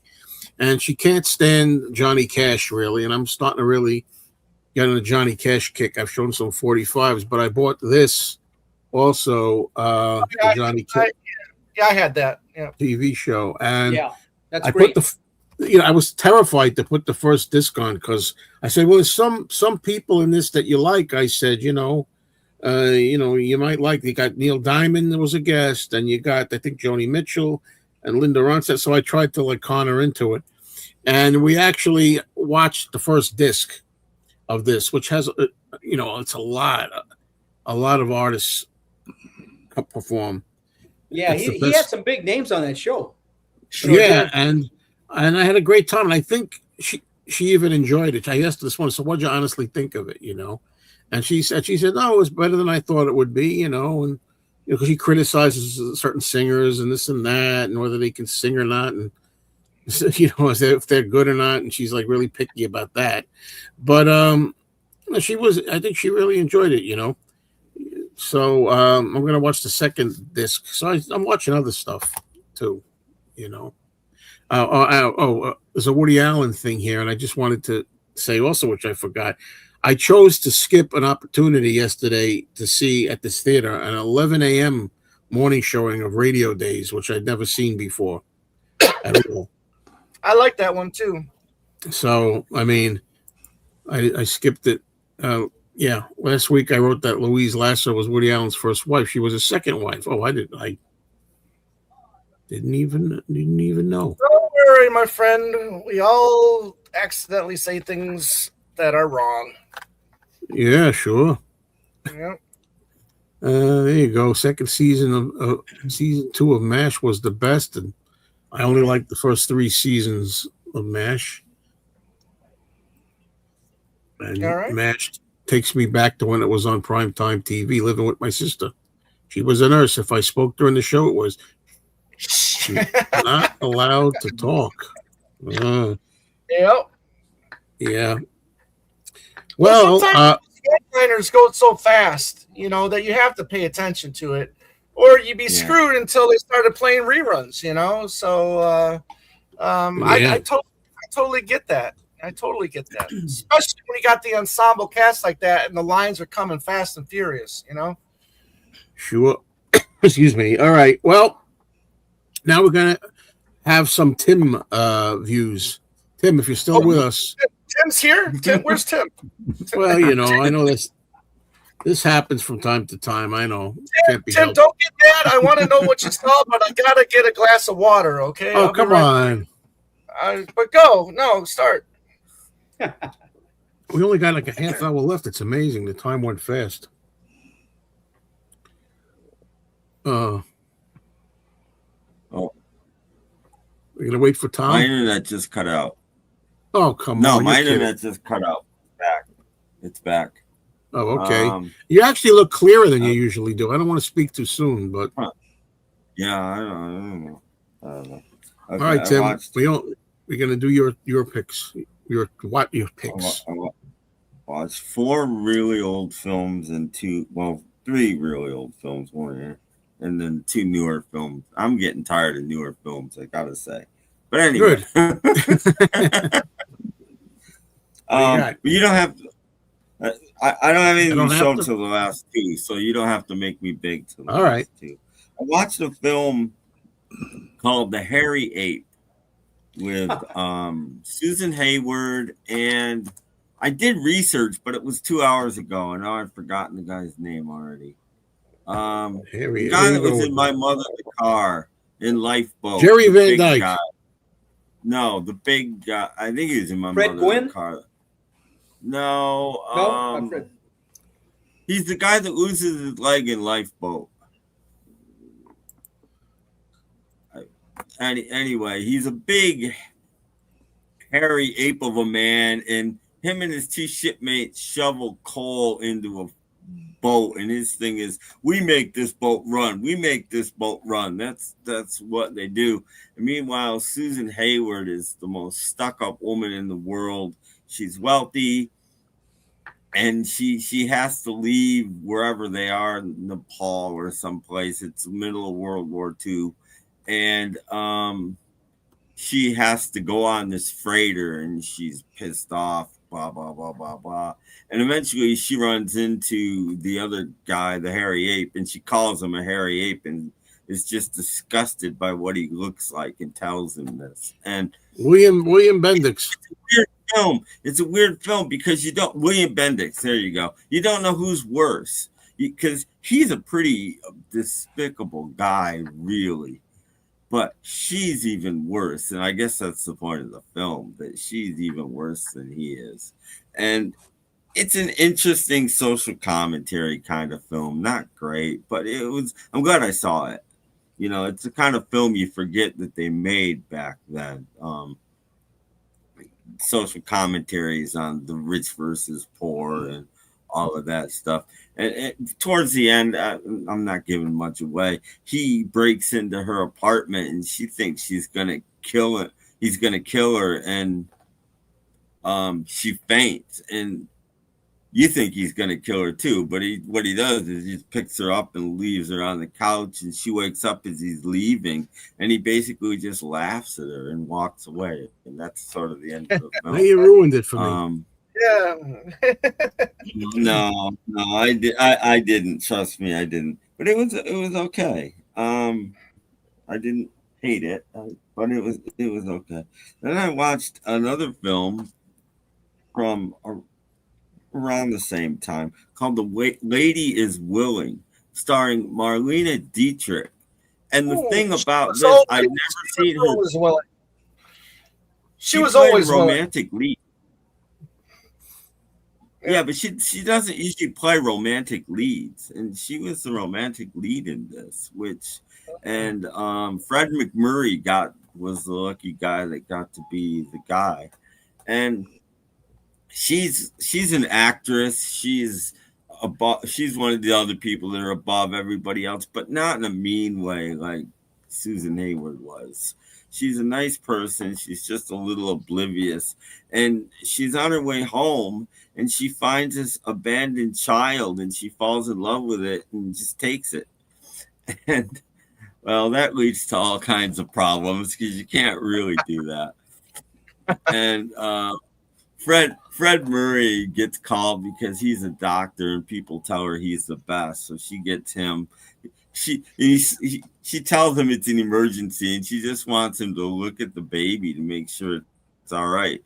And he gets annoyed, and anyway, they wind up falling for each other, and it was a very pleasant movie, and you get to see Marlene Dietrich in a different light than you usually see her in.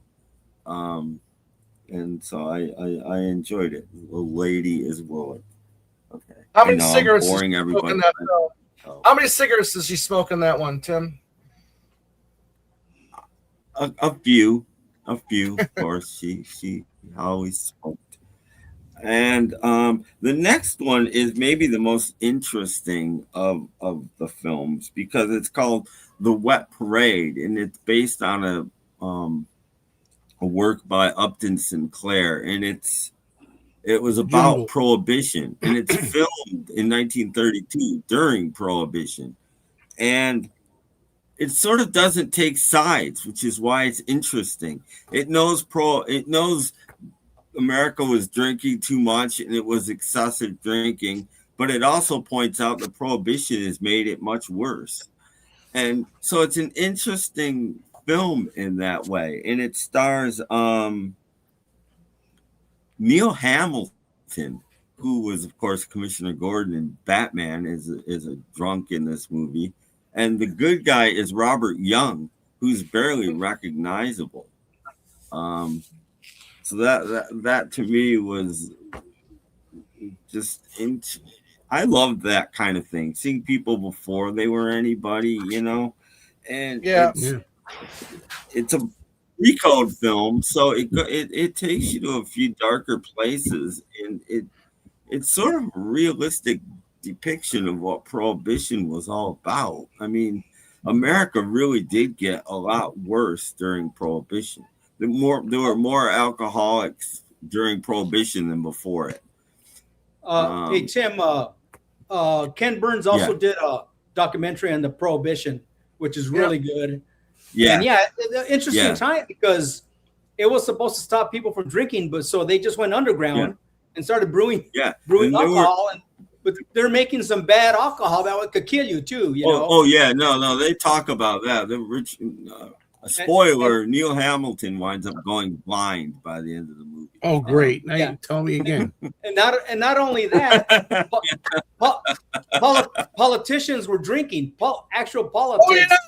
Everybody was drinking anyway. You know, how are you going to stop these people? It was way two-faced, and there were more speakeasies than there were ever legitimate bars. Exactly. It just made things way worse. So it's an interesting film. Yeah. To see. They were sneaking alcohol into the White House. It's over 2 hours. So in a film in 1932 that's over 2 hours, you know they had something to say, and it wasn't boring. I enjoyed it. And finally for my older films, a nice little bank that should be robbed, which starred Mickey Rooney and Tom Ewell.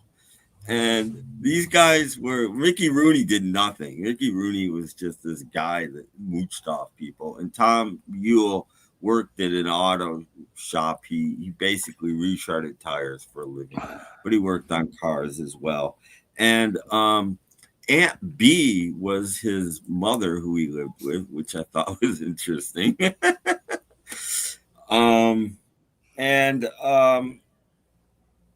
get there's horse racing going on outside the place where they work. This is where the guys meet to make their bets and everything. And Mickey Rooney's one of these guys. If only I had this much money, I've got a sure bet, and blah blah blah. So talks him into robbing a bank, and there's your movie. They're not bank robbers. They're sort of pathetic guys, and typical Tommy Newell sort of movie. Not great, but worth seeing. I'm glad I saw it, but nothing to write home about. And now that I've bored you, I'll try to unbore you, but I won't. I didn't say that. I watched this film, Seven Chinese Brothers, with Jason Schwartzman. Where do you get these movies from? This is interesting. It's very bizarre. It's made with a very little script. A lot of it was just improvised at the time. And he plays this kind of loser guy again, who has this dog that he loves, and he loses his job at a restaurant because the people there hate him, so they catch him stealing booze. So he works at a muffler place, and he falls in love with the woman that runs the muffler place. But he has this other guy, this black dude that's his best friend that works. He's got a mother who is why can't I think of her name? very famous actress. Tim. I looked it up and I forgot. But anyway, the mother, she's actually his aunt. But he's taking care of her. She's in a home, and she's the best part of the movie. And his buddy, this dude right here, works at the home and helps take care of her. The aunt dies, leaves the buddy all her money. This is Jason Schwartzman, and it's a Jason Schwartzman movie. And the girl that he likes falls for the best friend too. It's one of these movies, and then it ends. It's like a slice of life. There's no beginning, there's no end. It's just here it starts, it's over. It's a slice of life. But I was entertained for the 80 minutes it lasted. That's what it's about, Jason, too. Yeah. Like Joe, who is Jason Schwartzman's famous director's uncle? Who is yeah, no. Jason Schwartzman. He the star of the movie that he was just talking about. I wasn't paying attention. I wasn't paying attention. Who is his famous director uncle? His uncle is a very famous director. Very, very famous. Oh, the guy from Jaws 2, directed Jaws 2. I don't know who it is. That's right. He's part of the Coppola dynasty. Yes. Oh, okay. Yeah. Yes. Yeah. You learn something new every day, I got to tell you. With Wes Anderson and that whole crowd as well. Adrian is his mom. Adrian is his mom, if you know what that means. Yeah. Oh, Adrian Barbeau. Yeah. Olympia Dukakis is the actress I was thinking of, and she's really good. What's your language? I want before the show's over though. I want the 4D man to say something. It's been a long fucking day. That's what I've got to say. It's been a long day. Last movie I saw is, and I don't know why. I saw that. Yeah. I like American Splendor. Because I used to watch him on Letterman all the time, and I don't know why it took me all these years to watch American Splendor, but I did. And it's a really good, fairly factual telling of I forget his name now. Harvey Picar. His name, but Paul Harvey Giamatti. Picar's life, and Harvey Picar is in the film a lot, as well as I've forgotten his name too, because Tim fell asleep listening to Spider-Man. Tim. Yes. Tim. It's WNBC. That's good. WNBC. Yeah. Joe was right. I've been missing out all these years.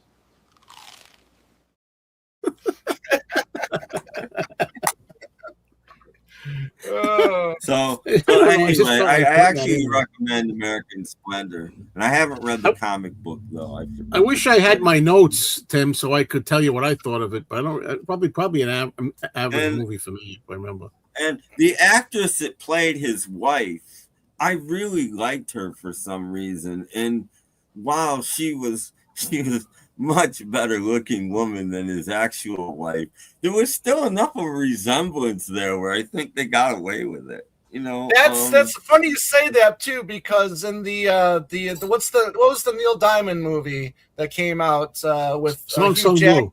Song Sung Blue. And then what's her name that plays the wife? Damn it.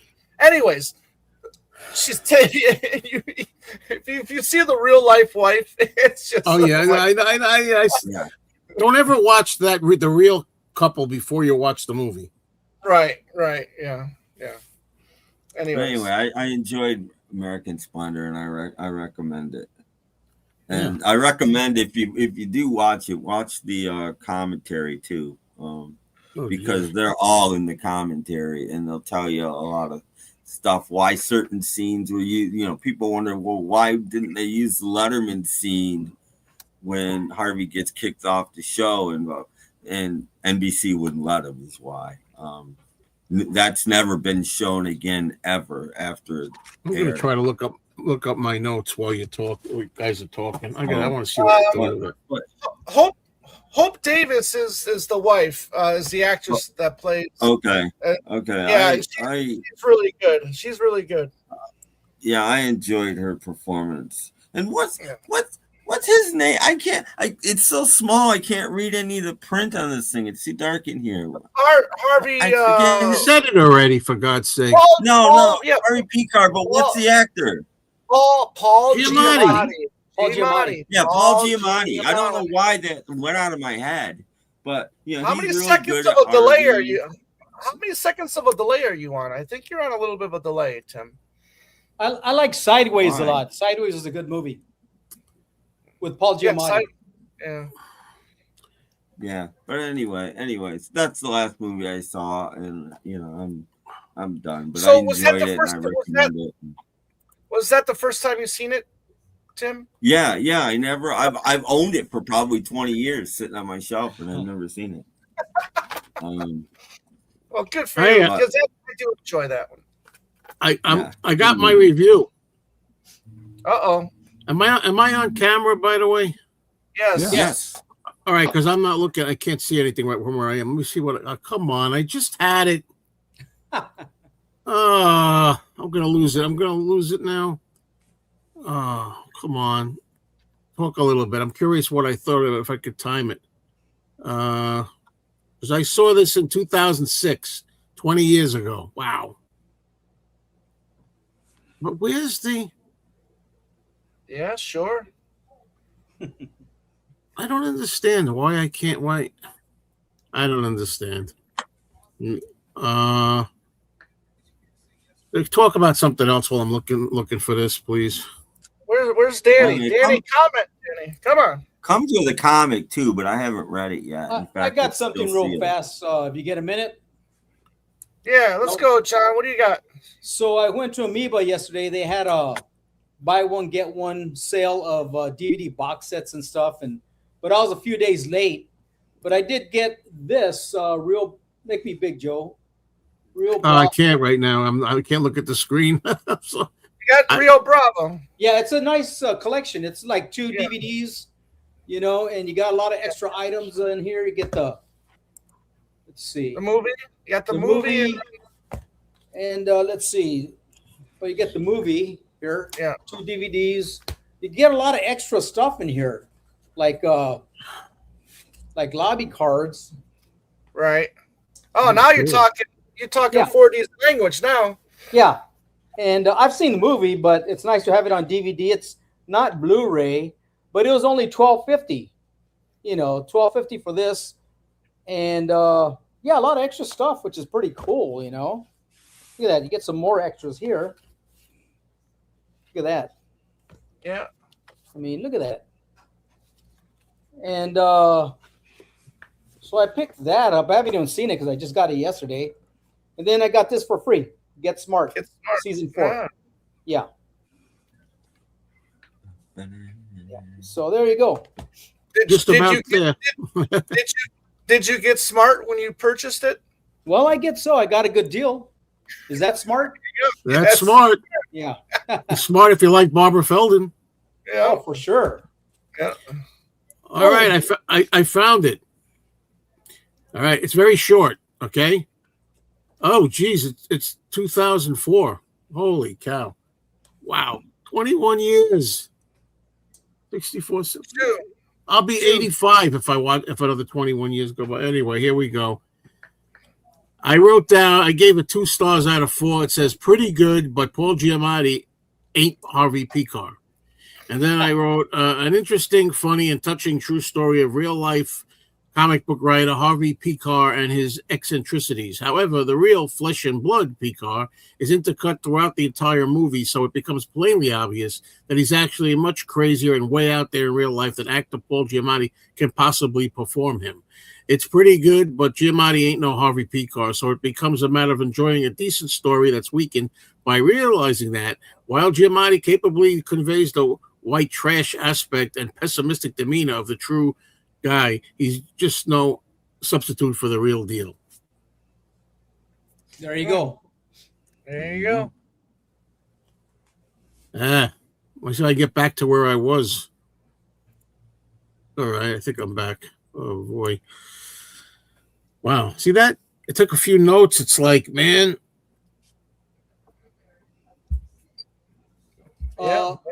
Is it okay to mention another item here?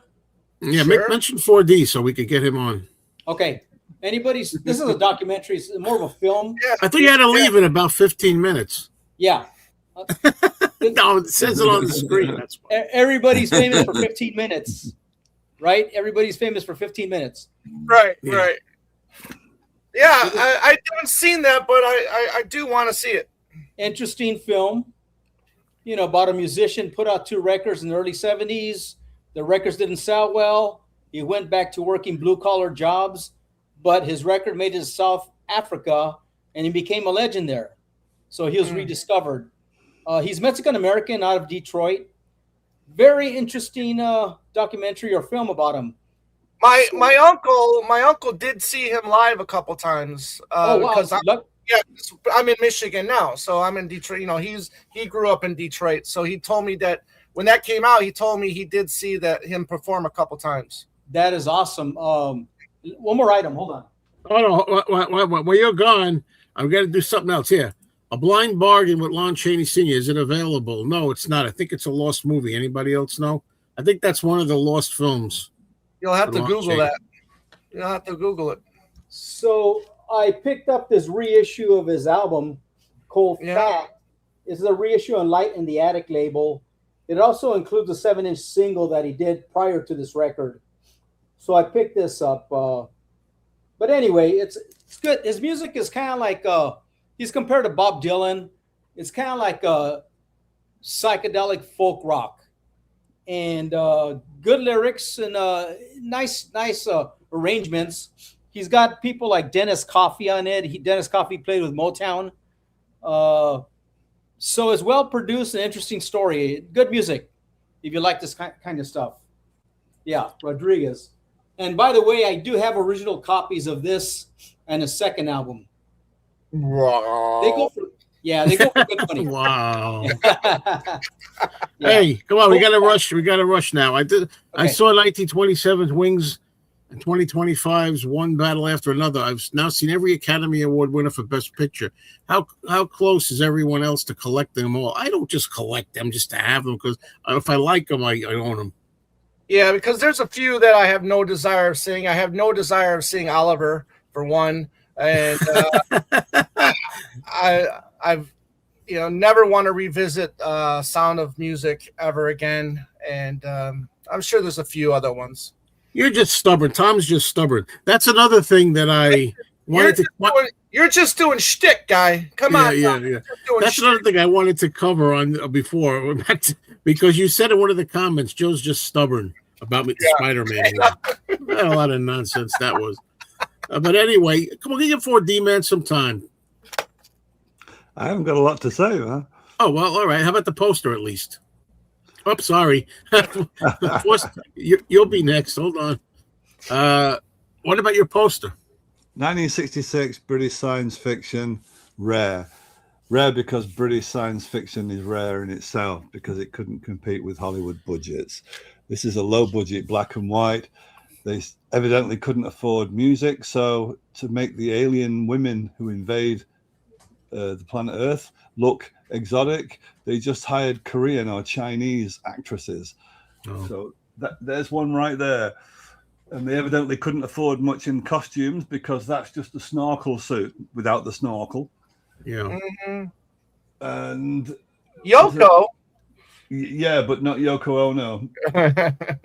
But Tsai Chin is there, and she played Fu Manchu's daughter in quite a few Christopher Lee Fu Manchu films. Tsai Chin was the daughter of Fu Manchu in other films.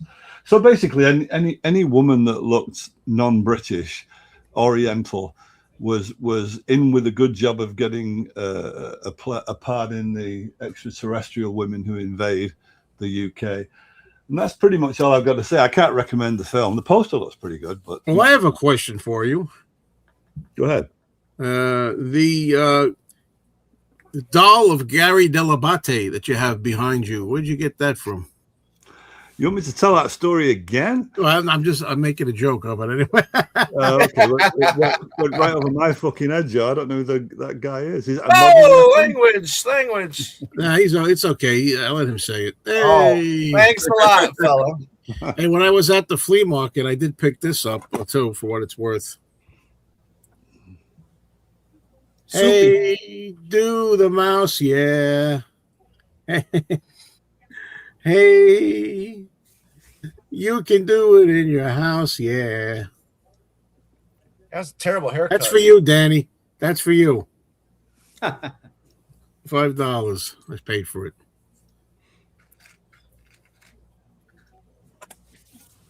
Hey, Well then. that's it. Well then. Anything last minute things, John? I think Cherry Carter says I have a Wolfman in the room. Where's that? Is You she have a talking Wolfman about the in the room. poster? It's actually a creature from the Black Lagoon. Oh. I don't know. Let's see that. Oh, yeah, there it is. Yeah, Way yeah. back. Yeah. Yeah, a lot of those movies are underwhelming, like freaking The Searchers. Oh, my God. No. Rio Bravo is the way to go right there. Well, I'll give it a try. I got it here, I think. Eventually. I got a lot of movies here. Never owned it. Joe. Never owned it. But anyway. Nice Take your collection. time, Joe. Take your time, buddy.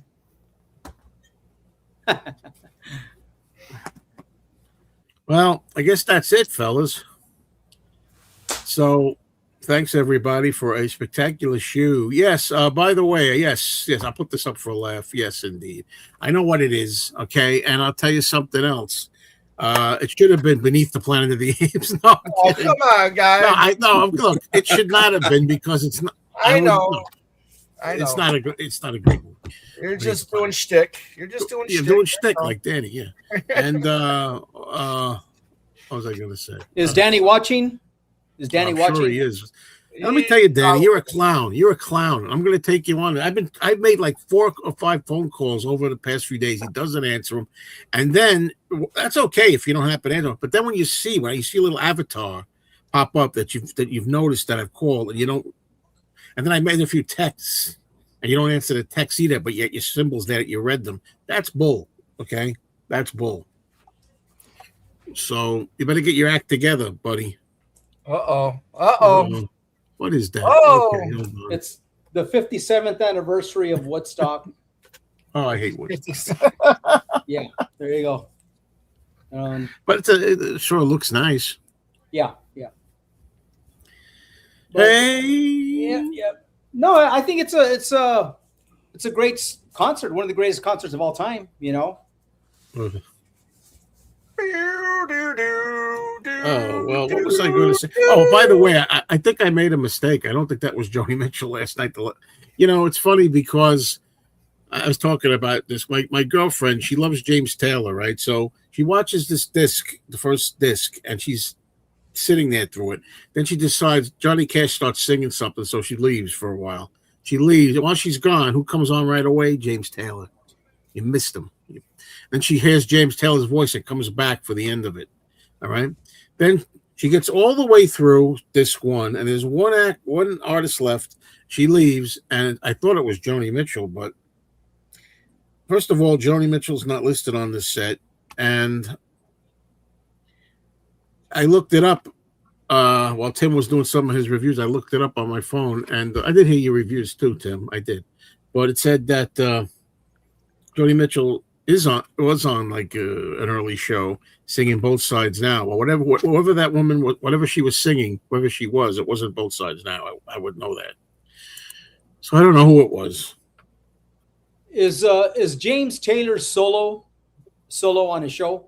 Just Yeah, him? he does Sweet Baby James on it, which is not Just one of him, my favorites. him and guitar, right? Yeah. Okay, all right. And you got Neil Young. I seen the needle and the damage done. He was on You don't like Neil Young? I do, but that's how he sings, though.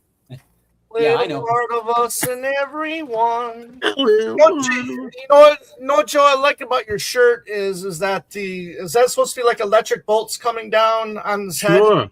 Sure. Kind of almost, and from a distance, it also looks like it could be the bride as well. Oh yeah. Right. So Tom, Yeah. Tom, Yes, sir. are you a big De Niro fan? Well, I am wearing a shirt.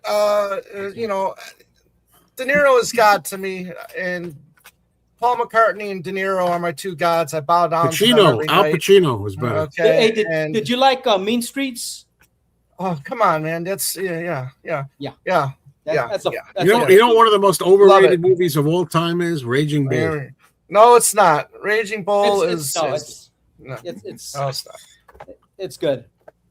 I liked half of it. Yeah. I got a lot of interesting opinions. I love De Niro's speech at the end of the movie when he takes the $5 bill and he crumbles up and he throws it back at the fucking guy. It's just Dunsky. Hey, when is that? Speaking of like boxing and stuff, when is that? Rocky yeah. When is that Rocky movie coming out? The scenes, the scenes in the bar, you know. Oh, and then the pool scene too, when they're getting in the fight in the pool. Yeah, in the pool hall. Yeah. Hey, that's great too. Explain the one scene where is it Carradine or remember the guy goes in the bathroom to use the bathroom? Yeah. That other guy with the long hair goes in there and shoots him. Right. Yeah. What's the story behind those two guys? I think they do mention it after the fact. They do mention. I don't recall at the moment, but you know who shot him, right?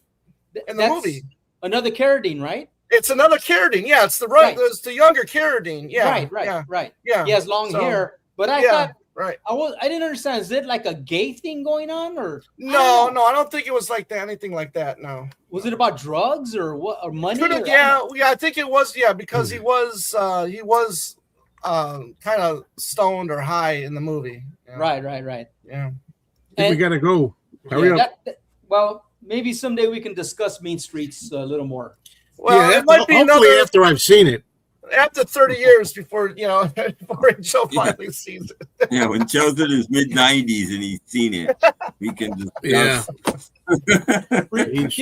love it's the great scene at the beginning where they play the Rolling Stones song "Tell Me" and the black strippers going at it. I love that scene. Harvey Keitel goes up and dances on the stage. He's with her. He's got the moves and the whole thing. Yeah. Great scene. Great scene. And then he wants her as the host of the restaurant.